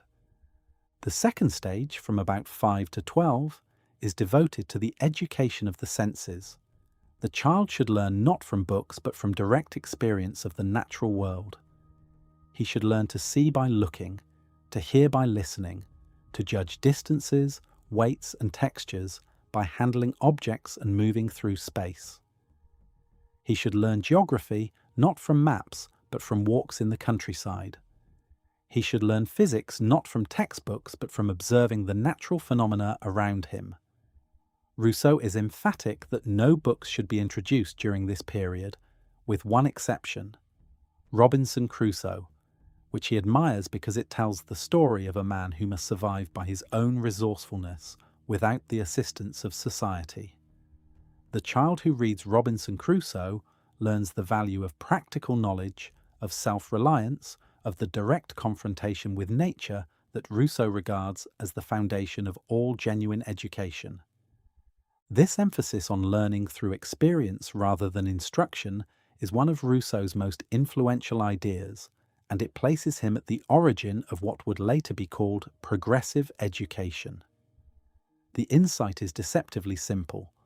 Children learn best when they are actively engaged with their environment, when they are pursuing questions that genuinely interest them, when they are discovering things for themselves rather than being told things by adults. This principle, which seems obvious to many modern educators, was revolutionary in the 18th century. Education in Rousseau's time was almost exclusively a matter of rote memorization, drilling in classical languages, and strict discipline enforced through corporal punishment.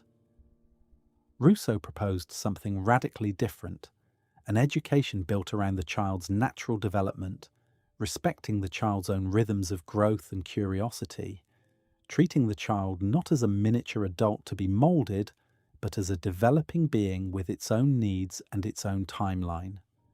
Rousseau writes that nature wants children to be children before they are men. If we try to reverse this order, we produce premature fruits that are neither ripe nor flavorful, fruits that will rot before they mature. The metaphor of organic growth is central to Rousseau's vision.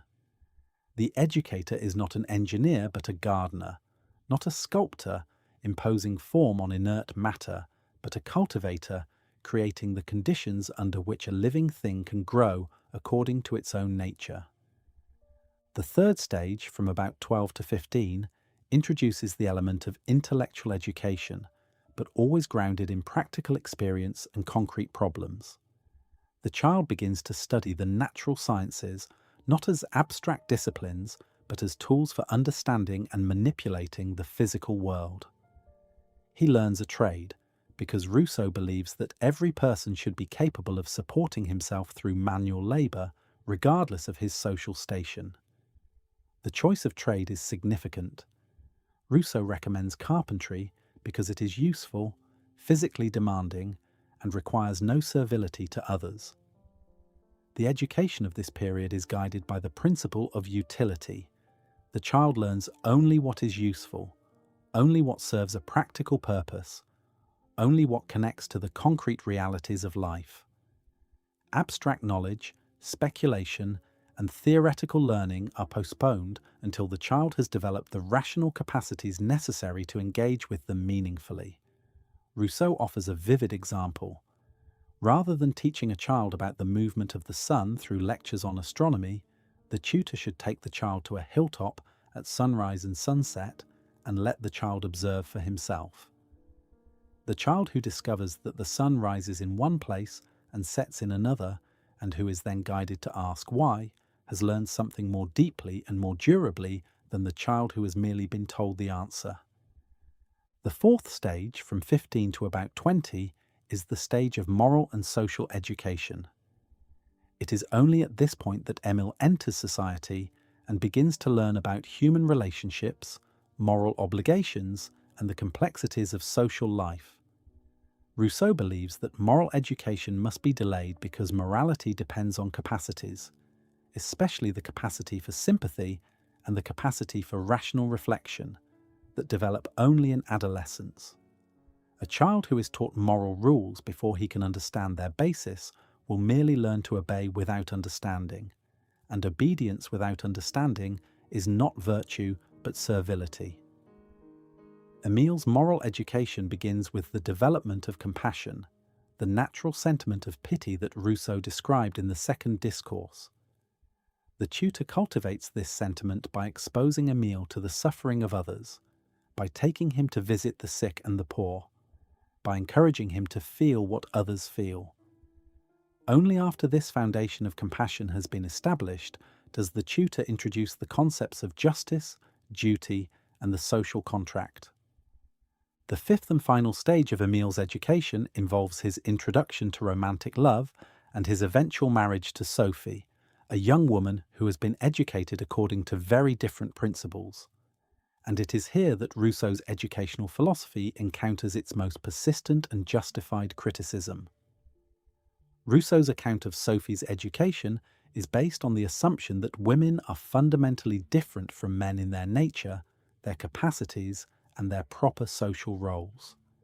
Sophie is educated not for independence but for dependence, not for intellectual achievement but for domestic virtue, not for public life but for the private sphere of the household. She is taught to please, to be modest, to be obedient. Her education is designed to make her a good wife and mother, not a free and autonomous individual. Rousseau justifies this differential education by arguing that the natural differences between the sexes require different forms of cultivation. He writes that the man should be strong and active, the woman weak and passive. He argues that a woman's power lies not in her strength, but in her charms, and that her education should be directed toward developing those charms rather than toward the cultivation of her intellect. These claims were controversial even in Rousseau's own time, and they have been subjected to devastating critique in the centuries since. Mary Wollstonecraft, in her Vindication of the Rights of Woman, published in 1792, 30 years after Emile, attacked Rousseau's account of women's education with a force and a clarity that remain compelling today. She argued that Rousseau's prescription for Sophie was a prescription for slavery, that it denied women the rational autonomy that Rousseau himself had identified as the essence of freedom, and that it reduced half of humanity to the status of ornamental dependence. Wollstonecraft did not reject everything in Rousseau's educational philosophy.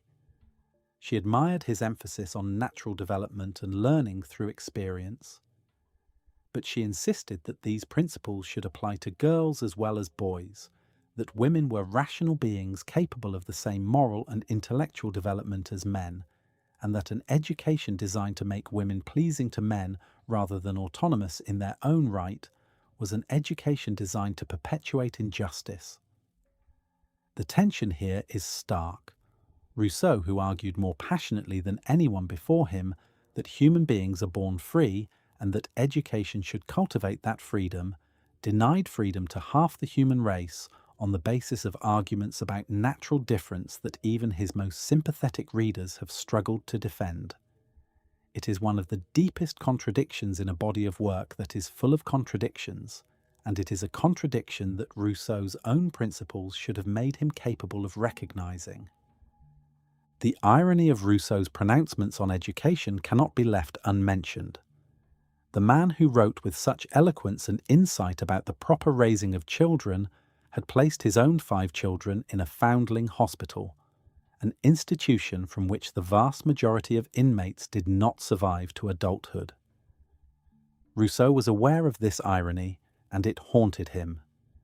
In the Confessions, he wrestles with the decision, offering explanations that range from financial necessity to philosophical principle. He argued that the children would have been corrupted by the influence of Therese's family, that they would have been better off raised by the state than in his own disordered household. These justifications are unconvincing, and most readers have found them so. Even Voltaire, not known for his tenderness, was appalled, and he used the information to attack Rousseau publicly. The facts speak plainly enough. Rousseau chose his work over his children. He chose the idea of education over the practice of it. And this choice, whatever its motivations, stands as a permanent counterweight to the moral authority of his educational writings. Yet the influence of Emile is undeniable and vast. Johann Heinrich Pestalozzi, the Swiss educational reformer, credited Rousseau with inspiring his own approach to child-centered education. Friedrich Froebel, the inventor of the kindergarten, drew heavily on Rousseau's ideas about the importance of play and physical activity in early childhood. Maria Montessori, whose educational methods have shaped the experience of millions of children around the world, acknowledged Rousseau as a precursor. John Dewey, the most influential American philosopher of education, situated his own work in a tradition that begins with Rousseau's insistence that education must be grounded in the experience and the interests of the child rather than in the demands of the curriculum. What all of these educators share with Rousseau is the conviction that the child is not a blank slate to be inscribed by adults, but a developing organism with its own internal logic of growth. Education, on this view, is not a matter of imposing knowledge from without. It is a matter of creating the conditions under which the child's natural capacities can unfold. This is a profoundly hopeful vision, because it implies that the corruption Rousseau diagnoses in civilized society is not inevitable. If children can be raised in a way that protects their natural goodness, that cultivates their compassion, that develops their reason without destroying their authenticity, then perhaps it is possible to have civilized human beings who are not corrupted by civilization. Emile is Rousseau's answer to the question that has haunted his philosophy from the beginning. Is there a way out of the trap that civilization has set for us? His answer is yes, but only if we begin at the beginning, with the education of the young. I have resolved on an enterprise which has no precedent and which, once complete, will have no imitator. My purpose is to display to my kind a portrait in every way true to nature, and the man I shall portray will be myself. With these words, Jean-Jacques Rousseau opens the most remarkable autobiography ever written in the Western tradition. The Confessions, composed between 1765 and 1770 and published posthumously, is not merely a record of one man's life. It is a philosophical act, an attempt to do something that no writer before Rousseau had ever attempted with such thoroughness or such recklessness. To tell the complete truth about a single human being, concealing nothing, excusing nothing, presenting the self in all its contradictions, weaknesses, desires, and shames. The title invites comparison with Augustine's Confessions, written in the 4th century, the most famous autobiography in the Christian tradition. But the differences between the two works are as important as the similarities. Augustine confesses his sins before God. His narrative moves from darkness to light, from error to truth, from the bondage of sin to the freedom of grace. The structure is that of conversion, a sinful youth, a moment of divine illumination, and a life transformed by faith. Rousseau confesses before humanity. His narrative moves not from darkness to light, but from innocence to experience, from natural goodness to social corruption. There is no conversion in Rousseau's story because, in his telling, he was never fundamentally wrong about who he was. The world was wrong about him. Society misunderstood him, persecuted him, failed to see the goodness of his heart. Rousseau's confession is not an act of penitence, it is an act of self-justification, though the line between the two is more blurred than Rousseau himself seems to realize. The philosophical significance of the Confessions lies in its radical claim about the nature of the self. Rousseau asserts that the inner life of an individual, the private world of feeling, memory, desire, and experience, is worthy of the most serious attention. This claim, which seems obvious to modern readers, was far from obvious in the 18th century. The dominant philosophical traditions of the Enlightenment were concerned with universal truths, the laws of nature, the principles of reason, the foundations of morality. The particular experiences of a particular individual were regarded as philosophically insignificant, mere accidents of circumstance that contributed nothing to the understanding of what is permanent and essential in human nature. Rousseau challenges this assumption. He argues that the particular is essential, that the truth about a human being lies not in the abstract categories that can be applied to all people, but in the concrete details that make each person unique. To understand humanity, we must understand individuals.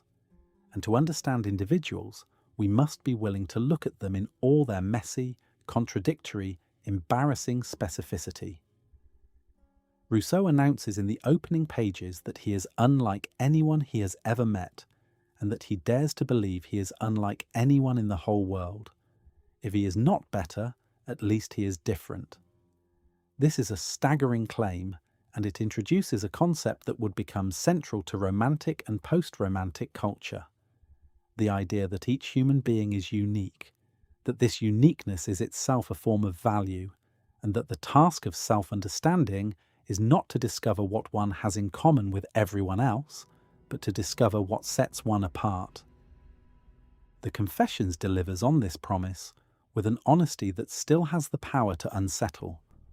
Rousseau tells us about his early sexual experiences, including his discovery that he derived pleasure from being punished by a woman, a revelation he delivers with a mixture of shame and analytical detachment. He tells us about his conversion to Catholicism, which he presents as an act of desperation rather than conviction. He tells us about his years of dependence on Madame de Warens, including the sexual dimension of their relationship, which he describes with a tenderness that coexists uncomfortably with the knowledge that she was simultaneously involved with other men. He tells us about his petty thefts, his lies, his moments of cowardice and moral failure. He describes the strange mixture of desire and inhibition that characterized his emotional life, his capacity for passionate attachment combined with a profound social awkwardness that made him perpetually ill at ease in the company of others. He records moments of spontaneous happiness, walks in the countryside, afternoons spent botanizing, evenings of music and conversation, with a sensuous immediacy that conveys the texture of lived experience in a way that no previous autobiography had achieved. The most famous single episode in the Confessions is the theft of the ribbon. As a young servant in a noble household, Rousseau stole a small ribbon. When the theft was discovered, he blamed it on a young maidservant named Marion. Marion was confronted, denied the accusation, and was dismissed in disgrace. Rousseau knew that she was innocent and that he was guilty, but he did not speak. He allowed an innocent person to be punished for his crime. This episode, trivial in its outward detail, becomes in Rousseau's telling a moment of profound moral significance. He does not excuse himself. He analyzes his motivation with a precision that anticipates the methods of modern psychology. He was not motivated by malice, he says, but by shame. He named Marion not because he wished to harm her, but because she was the first person who came to mind, and because the unbearable pressure of the moment made him desperate to deflect suspicion from himself. The shame of the theft was compounded by the shame of the accusation, and both shames have stayed with him for decades. The episode haunts the Confessions as an emblem of everything that social life does to a naturally good character. It creates situations in which the desire to preserve one's reputation overwhelms the desire to do what is right. Rousseau also addresses, with considerably less analytical success, his decision to place his children in the Foundling Hospital. He returns to this episode repeatedly, as if compelled by the very guilt he is unable to fully acknowledge. He offers the same justifications he offered before: poverty, the unsuitable influence of Thérèse's mother, the belief that the children would be better raised by the state. But the repetition itself suggests that Rousseau knows these arguments are insufficient. The guilt leaks through the self-justification, and the reader is left to decide whether Rousseau's willingness to expose his greatest failure is an act of genuine honesty or a more subtle form of self-exoneration, a way of controlling the narrative of his own shame. This tension between sincerity and self-justification runs through the entire work. Rousseau claims to be telling the complete truth, but every reader notices the way he shapes that truth to serve his own purposes. He is the hero of his own story, even when he is confessing his sins. His enemies are always wrong. His persecutors are always unjust. His failures are always the result of circumstances beyond his control, or of the natural weaknesses that any honest person would acknowledge. Jean Starobinski, in his brilliant study of Rousseau, described this tension as the coexistence of transparency and obstruction. Rousseau genuinely wants to be transparent, to show himself as he is without concealment, but the very act of self-presentation introduces distortions that make full transparency impossible. The self that narrates is not the same as the self that lived, and the gap between the two cannot be bridged by any amount of honesty. This insight has implications that extend far beyond Rousseau's own life. The Confessions raises fundamental questions about the nature of autobiography, of self-knowledge, and of the relationship between experience and narration. Can any person tell the complete truth about themselves? Is self-knowledge even possible, or is the self always partly opaque to itself? When we construct the story of our own lives, are we discovering the truth or creating it? These questions, which Rousseau was among the first to raise in their modern form, remain central to philosophy, psychology, and literature. The entire tradition of first-person narrative, from the novels of the 19th century to the memoirs and autofiction of the 21st, owes something to Rousseau's audacious claim that the inner life of a single individual is a subject worthy of the most serious and sustained attention. The Romantic movement, which would sweep through European culture in the decades following Rousseau's death, took from him the conviction that feeling, sincerity, and authentic self-expression are the highest values of the artistic and the moral life. When Goethe's young Werther pours out his heart in letters of agonizing emotional intensity, when Wordsworth traces the growth of a poet's mind through the landscape of memory, when Byron cultivates his persona as a tortured, passionate outsider, they are all working within a tradition that Rousseau established. He did not merely write about the self, he invented a new way of being a self, a way that centers on authenticity, on the refusal to perform for society's approval, on the insistence that what one truly feels matters more than what one is expected to say. The Confessions also reveals the growing paranoia that would darken Rousseau's later years. As the narrative progresses, the accounts of persecution become more frequent and more elaborate. Rousseau becomes convinced that his former friends, including Diderot, D'Holbach, and Grimm, have formed a conspiracy against him. He believes that they are intercepting his mail, turning his patrons against him, spreading lies about him throughout Europe. Some of these suspicions had a basis in reality. Diderot and others did turn against Rousseau, and some of them did speak ill of him in public. But Rousseau's response exceeded anything that the facts warranted. His sense of persecution became totalizing, a lens through which every event, every encounter, every silence was interpreted as evidence of hostile intent. This paranoia, whether it was a feature of Rousseau's personality that emerged under stress or a genuine mental illness that worsened over time, makes the later portions of the Confessions painful to read.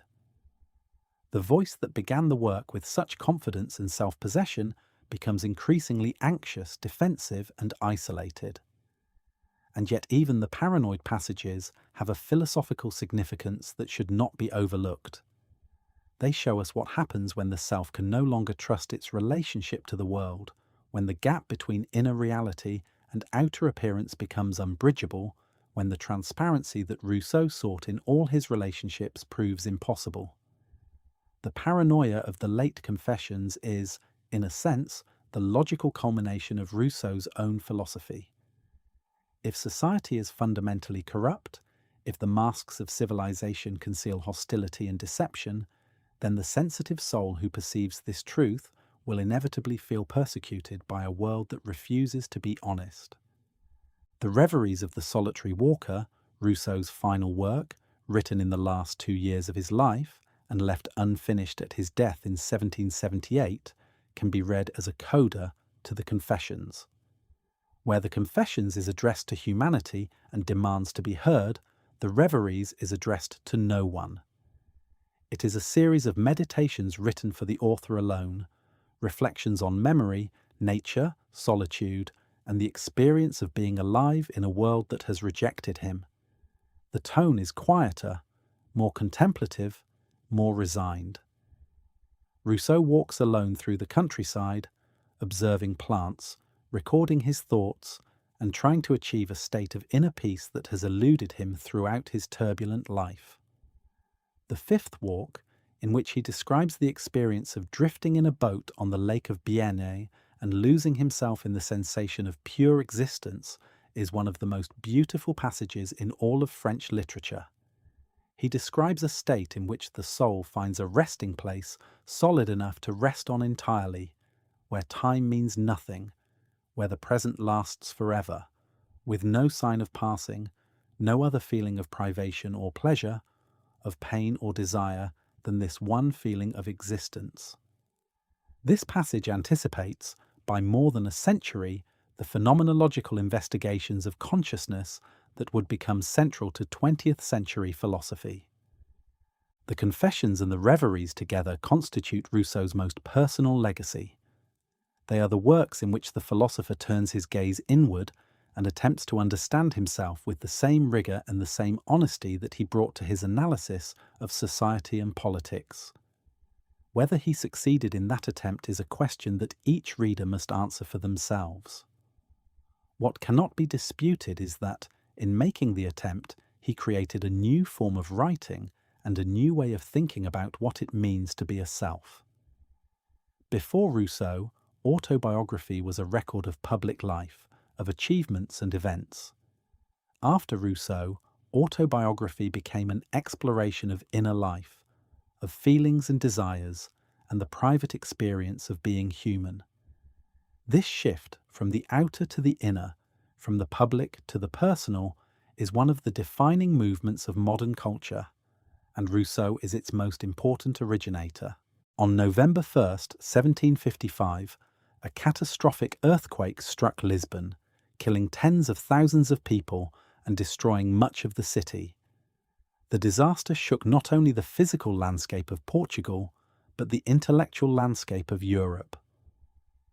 For a civilization that had increasingly placed its faith in a benevolent God and a rational universe, the Lisbon earthquake posed an agonizing question.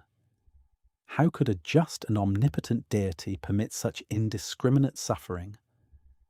Voltaire responded with a poem that rejected the optimistic philosophy of Leibniz and Pope, the idea that this is the best of all possible worlds.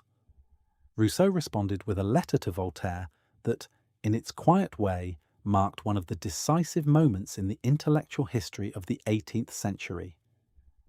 Rousseau's Letter on Providence, written in 1756, did not dispute the reality of the suffering or the difficulty of reconciling it with the existence of a good God. But it challenged Voltaire's conclusions in a way that reveals the fundamental disagreement between the two men. Rousseau argued that the earthquake itself was a natural event and that much of the devastation was caused not by nature, but by human choices.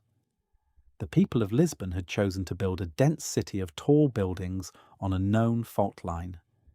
They had chosen to crowd together in structures that amplified the destruction.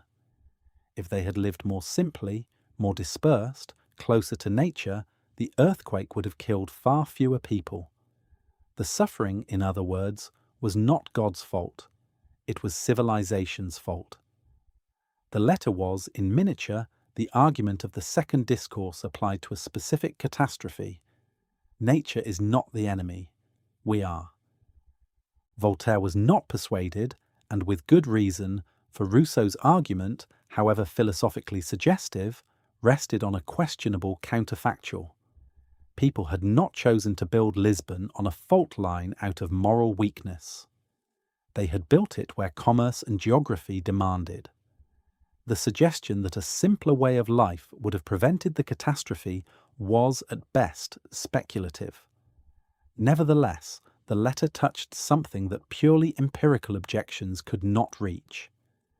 It raised the possibility that the human relationship to nature had gone wrong in a way that made human beings more vulnerable, not less, to the forces they sought to master. The exchange between the two men, conducted with surface courtesy but deep philosophical hostility, marks the beginning of their definitive estrangement. The difference between them was not merely a matter of temperament, though temperament played a role. It was a difference of fundamental conviction about the relationship between human progress and human happiness. Voltaire believed that reason, education, and the advancement of knowledge were the best tools humanity possessed for reducing suffering and increasing well-being. He acknowledged that the world was imperfect, but he believed it could be improved through human effort and enlightened governance. Rousseau believed that much of the suffering in the world was caused precisely by the kind of progress that Voltaire championed, that the more civilized humanity became, the more miserable it made itself, and that the path forward lay not in more knowledge, but in a return to simpler, more natural ways of living and feeling. The quarrel with Voltaire was the most public of Rousseau's breaks with the Enlightenment, but it was not the most painful. That distinction belongs to his break with Denis Diderot, the man who had been his closest friend and intellectual companion during his early years in Paris. The friendship between Rousseau and Diderot had been one of the most productive in the history of ideas. They had stimulated each other, challenged each other, and sharpened each other's thinking through years of intense conversation and collaboration. But by the late 1750s, the friendship had become strained beyond repair. The causes of the rupture were multiple and entangled, and they illustrate the way that philosophical disagreements and personal grievances can become inextricable. Diderot was hurt by what he perceived as Rousseau's ingratitude and his increasing withdrawal from Parisian intellectual life. Rousseau, who had moved to a cottage at the Hermitage on the estate of Madame d'Épinay in 1756, was trying to live according to the principles he had articulated in his philosophical works, away from the corruption of the city, in proximity to nature. Diderot saw this retreat as an affectation and said so publicly. He included a pointed remark in his play, The Natural Son, to the effect that the good man lives in society and only the wicked man lives alone. Rousseau took this as a direct attack, and perhaps it was. The quarrel escalated through a series of misunderstandings, accusations, and interventions by mutual acquaintances that left both men feeling betrayed. By 1758, the friendship was over. They never reconciled. The break with Diderot was followed by breaks with nearly every other figure in the Parisian intellectual establishment. Rousseau quarrelled with Grimm, with d'Holbach, with d'Alembert, with Madame d'Épinay herself. Each quarrel had its own specific causes, but the underlying pattern was always the same. Rousseau felt misunderstood, persecuted, and morally superior to those who had rejected him, while those who had rejected him regarded him as ungrateful, paranoid, and impossible to deal with. The truth, as is usually the case with such conflicts, lies somewhere between these two accounts. Rousseau was genuinely difficult, and his suspicions often exceeded any reasonable response to the slights he experienced. But it is also true that some of his former friends did plot against him, did spread damaging gossip about him, and did make concerted efforts to undermine his reputation. The conspiracy was not as vast as Rousseau imagined, but it was not entirely imaginary either. D'Holbach and Grimm did work to isolate Rousseau socially. Voltaire did publish attacks against him. The question of where justified suspicion ends and pathological paranoia begins is one that biographers of Rousseau have debated without resolution. What is clear is that by the early 1760s, Rousseau was a man increasingly alone, cut off from the intellectual community that had nurtured him and defined by his opposition to the very movement that had given him a platform. The publication of Emile and the Social Contract in 1762 brought a more serious form of persecution. Both works were condemned by the French authorities, and Emile was publicly burned by the executioner of Paris. An arrest warrant was issued, and Rousseau fled to Switzerland. But Geneva, his beloved native city, was no more welcoming. The Genevan authorities also condemned his works and burned them publicly. Rousseau was forced to take refuge in the territory of Neuchâtel, then under Prussian jurisdiction, where he was given the protection of Frederick the Great, a monarch whose patronage Rousseau accepted with characteristic ambivalence. He then moved to the tiny island of Saint-Pierre in the Lake of Bienne, where he experienced the brief period of tranquility described in the Fifth Walk of the Reveries. but he was driven from there as well, and by 1766 he had run out of refuges on the continent. It was at this point that David Hume, the great Scottish philosopher, offered Rousseau sanctuary in England. The invitation was well-intentioned, and Hume seems to have genuinely admired Rousseau's work and genuinely wished to help him. But the visit was a disaster. Rousseau arrived in England in January 1766, and within months the relationship had deteriorated into mutual suspicion and public acrimony. Rousseau became convinced that Hume was part of the conspiracy against him, that Hume was in league with d'Holbach and the Parisian philosophes, and that the offer of sanctuary had been a trap. Hume, bewildered and hurt, published their correspondence in an attempt to vindicate himself, which only made things worse. The affair became a public scandal, debated in the press on both sides of the Channel. What makes the episode philosophically interesting beyond its biographical sadness is the collision between two fundamentally different philosophical temperaments. Hume was a man of equanimity and social grace, a philosopher whose skepticism extended to his own emotions and who regarded the world with amused detachment. Rousseau was a man of passionate conviction and wounded sensitivity, a philosopher who experienced ideas as matters of life and death, and who could not separate his intellectual commitments from his emotional needs. Their inability to understand each other was not merely a failure of personality, it was a failure of philosophical communication between two worldviews that shared a commitment to empiricism and sentiment, but differed radically in their understanding of what those commitments required. Rousseau returned to France in 1767 under a false name, spending his final years in increasing isolation and mental distress. The philosophical significance of Rousseau's break with the Enlightenment extends far beyond the personal quarrels. Rousseau's disagreement with the philosophes was not about particular facts or particular policies. It was about the fundamental direction of Western culture. The philosophes represented modernity in its most confident form: faith in reason, faith in science, faith in progress, faith in the capacity of human beings to understand and improve their world through the exercise of their intellect. Rousseau challenged all of these faiths, not by rejecting reason entirely, but by insisting on its limits and its dangers. Reason without feeling is cold and cruel. Progress without moral direction is blind. Knowledge without wisdom is vanity. The Enlightenment project, in Rousseau's view, was building a civilization that was intellectually brilliant and morally bankrupt, a civilization of clever, unhappy people who had forgotten what it meant to live simply, feel deeply, and treat one another with genuine compassion.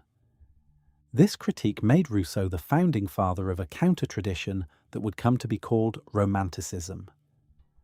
The Romantics took from Rousseau the conviction that feeling is as important as reason, that nature is as important as culture, that the individual is as important as society, and that authenticity, the courage to be oneself in defiance of social expectations, is the highest human virtue. When Wordsworth wrote that poetry is the spontaneous overflow of powerful feelings, he was articulating a principle that Rousseau had lived and embodied decades before. When Goethe's young Werther chose death rather than compromise his passion, he was acting out a Rousseauian drama of the authentic self destroyed by the conventions of a heartless society. When Thoreau retreated to Walden Pond to live deliberately, to front only the essential facts of life, he was following a path that Rousseau had traced a century earlier. The line that runs from Rousseau to Thoreau and beyond, to the environmental movements of the 20th and 21st centuries, to the critique of consumer culture, to the longing for a more natural and less mediated existence, is one of the most significant threads in the intellectual history of the modern world. But Rousseau's influence on Romanticism was not merely a matter of ideas. It was a matter of sensibility. Rousseau taught Europe to feel differently about nature, about childhood, about solitude, about the inner life. Before Rousseau, nature was a backdrop, a resource, a stage on which human dramas were played out. After Rousseau, nature became a teacher, a refuge, a source of spiritual renewal. Before Rousseau, childhood was a period of incompleteness, a mere preparation for the real business of adult life. After Rousseau, childhood became a state of grace, a time of innocence and natural wisdom that adulthood inevitably corrupts. Before Rousseau, solitude was a punishment or a sign of social failure. After Rousseau, solitude became a spiritual practice, a way of recovering one's authentic self from the distortions imposed by social life. These transformations of sensibility are so deeply embedded in modern culture that we can scarcely imagine the world without them. We are all, in some sense, Rousseau's children, shaped by ways of feeling and valuing that he articulated more powerfully than anyone before him. Rousseau's final years were marked by loneliness, poverty, and mental suffering. He and Thérèse moved from place to place, never settling, always under the shadow of real or imagined persecution. He turned increasingly to botany as a source of consolation, spending long hours collecting and cataloguing plants with a meticulous care that seems entirely at odds with the turbulence of his inner life.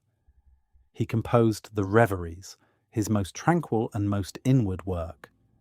And on July 2nd, 1778, at the age of 66, he died at the estate of the Marquis de Girardin at Ermenonville, outside Paris. The cause of death was likely a stroke, though the precise circumstances remain unclear.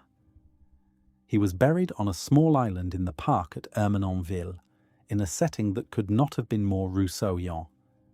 A quiet island surrounded by water, sheltered by trees, at a distance from the world that had given him so much pain. His body would not remain there long. The revolution was coming, and it would claim him as its own. The wanderer who had spent his life searching for a home, for a place where he could be himself without apology or performance, found his final resting place on a small island, surrounded by water, in the landscape of nature that he had loved and championed above all else. It was a fitting end, though Rousseau himself might have noted the irony that even in death he could not escape the world's attention. 11 years after Rousseau's death, the Bastille fell. The French Revolution that erupted in 1789 transformed Europe and remade the political landscape of the modern world. And no thinker was more closely associated with that revolution, both in its noble aspirations and in its terrible excesses, than Jean-Jacques Rousseau. His ideas about popular sovereignty, the general will, and the social contract provided the revolutionaries with their philosophical vocabulary. His vision of a republic of free and equal citizens gave them their ideal, and his insistence that the corrupt institutions of the old regime had no legitimate authority gave them their justification for tearing those institutions down. Maximilien Robespierre, the most powerful figure of the revolution's most radical phase, was a devoted reader of Rousseau. He called Rousseau the most eloquent and the most virtuous of men. He kept a copy of the social contract on his desk. He quoted Rousseau in his speeches to the Convention, and he attempted to implement Rousseau's ideas with a literalness that Rousseau himself might have found alarming. The cult of the Supreme Being, which Robespierre instituted in 1794 as a state religion to replace the abolished Catholic Church, was directly inspired by Rousseau's chapter on civil religion in the Social Contract. The festivals of reason and nature that the revolutionaries staged in the streets of Paris were celebrations of Rousseauian ideals. Even the vocabulary of the revolution, its constant invocation of the people, of the general will, of civic virtue, was borrowed from Rousseau's political writings. But the revolution also demonstrated the dangers latent in Rousseau's philosophy. The Terror, the period from 1793 to 1794, during which thousands of people were executed by the revolutionary government, revealed what could happen when the concept of the general will was placed in the hands of men who believed they alone understood what it demanded. Robespierre justified the terror by arguing that the enemies of the revolution were enemies of the people, and that eliminating them was an act of popular sovereignty. Those who dissented were not merely wrong, they were traitors to the general will, obstacles to the realization of the Republic of virtue. The logic was chillingly consistent with the most authoritarian reading of Rousseau's philosophy. If the general will is always right, and if those who oppose it must be forced to be free, then the guillotine becomes an instrument of liberation. This is not what Rousseau intended, but it is what his ideas, filtered through the passions and the pressures of revolutionary politics, produced. In 1794, during a brief lull in the terror, the revolution paid Rousseau its ultimate tribute. His remains were exhumed from the island at Ermenonville and transferred with great ceremony to the Pantheon in Paris, the temple of the nation's heroes.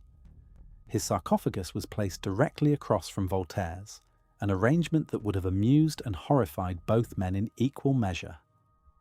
The two great antagonists of the Enlightenment united in death in a building that symbolized the nation they had both, in very different ways, helped to create. The procession that accompanied Rousseau's remains to the Pantheon was attended by vast crowds who sang, wept, and carried copies of his works. It was the kind of public spectacle that Rousseau, who had spent his life fleeing public attention, would have found unbearable. The question of whether Rousseau bears responsibility for the violence of the French Revolution has been debated for more than 2 centuries. Edmund Burke, writing his reflections on the Revolution in France in 1790, argued that the Revolution was the direct consequence of the abstract theorizing of philosophers like Rousseau, men who constructed ideal political systems on paper without regard for the messy realities of human nature and historical circumstance. Burke believed that the attempt to remake society according to philosophical principles was inherently destructive, that it swept away the accumulated wisdom of tradition and left nothing but chaos and violence in its place. His critique remains one of the most powerful conservative arguments against revolutionary politics, and it inaugurated a tradition of anti-revolutionary thought that stretches from Burke through Joseph de Maistre to the conservative critics of utopian politics in the 20th century.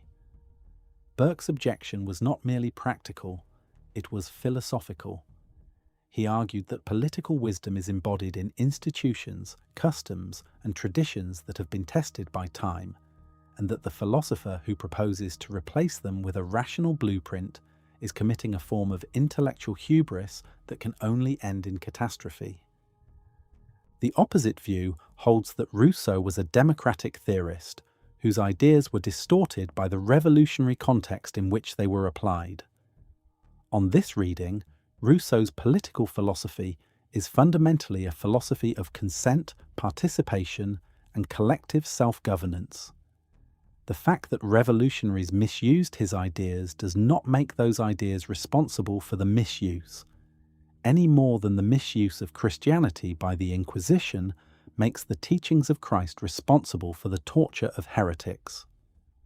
Rousseau himself warned against the dangers of factionalism, of the substitution of private interests for the common good, of the concentration of power in the hands of a few. The terror violated every one of these principles. To blame Rousseau for the terror is to blame the author of a philosophy of freedom for its betrayal by those who claim to act in its name. The debate between these two readings of Rousseau's political legacy was given its most rigorous formulation in the 20th century by Ernst Cassirer and Isaiah Berlin. Cassirer, in his 1932 study The Question of Jean-Jacques Rousseau, argued that Rousseau was fundamentally a moral thinker, not a political one, and that his philosophy aimed at the internal transformation of the individual through education and moral development rather than the external transformation of society through political revolution. Berlin, as we have seen, argued that Rousseau's concept of positive liberty, the idea that true freedom consists in acting according to one's rational or moral nature, rather than one's immediate desires, contains the seeds of totalitarianism because it allows those who claim to know what rationality requires to impose their will on others in the name of freedom. This debate has never been settled, and it is unlikely ever to be, because both readings capture something genuine in Rousseau's thought. The tension between freedom and authority, between the individual and the community, between democracy and its potential for tyranny, is not a flaw in Rousseau's philosophy. It is its most honest feature. Rousseau's influence extends far beyond the French Revolution and the debates it generated. Immanuel Kant, the greatest philosopher of the late 18th century, acknowledged Rousseau as a decisive influence on his moral philosophy. Kant wrote that Newton had taught him to understand the physical world, but Rousseau had taught him to understand the moral world. Specifically, Rousseau taught Kant to respect humanity, to see in every human being, however humble or uneducated, a moral dignity that transcends all differences of rank, wealth, or learning. This insight became the foundation of Kant's categorical imperative, the principle that every person must be treated as an end in themselves, never merely as a means. The connection between Rousseau's emphasis on the moral equality of all persons and Kant's formal articulation of that equality as a principle of reason is one of the most important intellectual genealogies in the history of philosophy. Karl Marx, writing a century after Rousseau, drew on Rousseau's critique of property and inequality to develop his own analysis of class struggle and capitalist exploitation. Rousseau's argument that property is the origin of social inequality, that the laws and institutions of civil society serve primarily to protect the interests of the wealthy, and that the apparent freedom of modern society conceals a deep structure of domination, all of these claims find echoes in Marx's thought. Marx went further than Rousseau in calling for the abolition of private property and the revolutionary transformation of economic relations. But the starting point of his analysis, the conviction that inequality is not natural but socially produced, is Rousseauian through and through. The difference is that Rousseau located the problem in the corruption of the human heart by social comparison, while Marx located it in the structure of economic relations.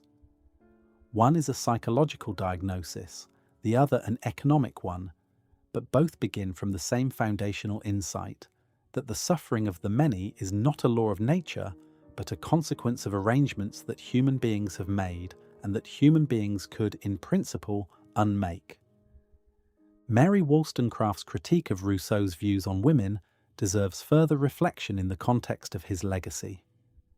Wollstonecraft did not reject Rousseau's philosophy wholesale. She admired his emphasis on natural development, on learning through experience, on the cultivation of moral feeling. What she rejected was his refusal to extend these principles to women. Her argument was devastatingly simple. If freedom, reason, and moral autonomy are the birthright of all human beings, then they are the birthright of women as well as men. To deny women education, independence, and political participation is to deny their humanity, and it is to do so on the basis of exactly the kind of arbitrary social convention that Rousseau himself had spent his career attacking. Wollstonecraft turned Rousseau's own principles against him, and in doing so, she launched the tradition of feminist philosophy that would transform the world in the centuries to come. Rousseau's failure on the question of women is not a marginal blemish on an otherwise admirable philosophy.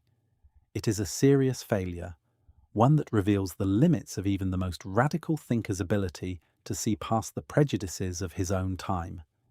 The influence of Rousseau on educational theory, on democratic thought, on the environmental movement, on the Romantic tradition in literature and art, and on the modern concept of authenticity is so pervasive that it is difficult to measure. We live in a world that Rousseau helped to create, a world in which the language of rights, equality, and popular sovereignty is the common currency of political discourse, a world in which childhood is regarded as a precious and distinct phase of life, rather than a mere prelude to adulthood. A world in which the appeal to nature carries moral weight.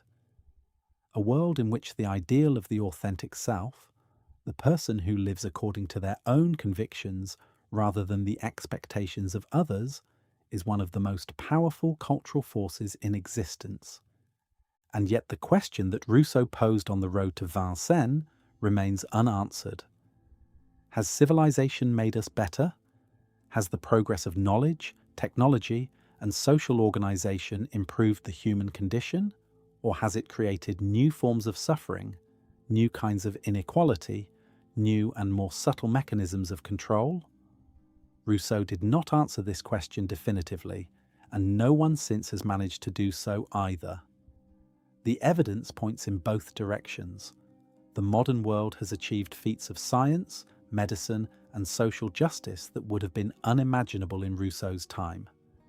But it has also produced weapons of mass destruction, environmental catastrophe, and forms of social alienation that Rousseau, with his acute sensitivity to the costs of civilization, would have recognized immediately. The technologies that connect us to billions of other people also isolate us from the person sitting across the table. The economies that produce unprecedented abundance also produce unprecedented inequality. The freedoms that allow us to shape our own lives also leave us anxious, rootless, and uncertain of who we are. These are Rousseauian problems, and they suggest that his diagnosis, whatever its limitations, touches something real and enduring about the human situation. The enduring power of Rousseau's philosophy lies precisely in this unresolved tension. He does not offer comfortable answers. He does not promise that progress will save us or that a return to nature will redeem us. He insists, with a stubbornness that borders on the prophetic, that the question must be asked, that the costs of civilization must be counted, that the price of comfort and convenience must be weighed against what has been lost. He was a deeply flawed person, paranoid, hypocritical, capable of great cruelty to those who loved him. He was also a thinker of extraordinary originality and courage, a man who saw truths that his more balanced and more temperate contemporaries could not see or would not say. The tension between the man and the work, between the philosopher who wrote about freedom and the person who could not achieve it in his own life, is itself a Rousseauian problem. The problem of a being born for goodness, but trapped in a world that makes goodness almost impossible. His question still stands. It is a question for every age that prides itself on its achievements while sensing, in the quiet hours, that something essential has been lost. It is a question without a final answer, and perhaps that is as it should be. The asking of it is itself an act of moral seriousness, a refusal to accept the surface of things, a commitment to looking beneath the glitter of progress for the human cost it conceals. Rousseau asked it first, and he asked it with a force and a passion that still resonate across the centuries. The argument he began is unfinished, and it falls to each generation to take it up again.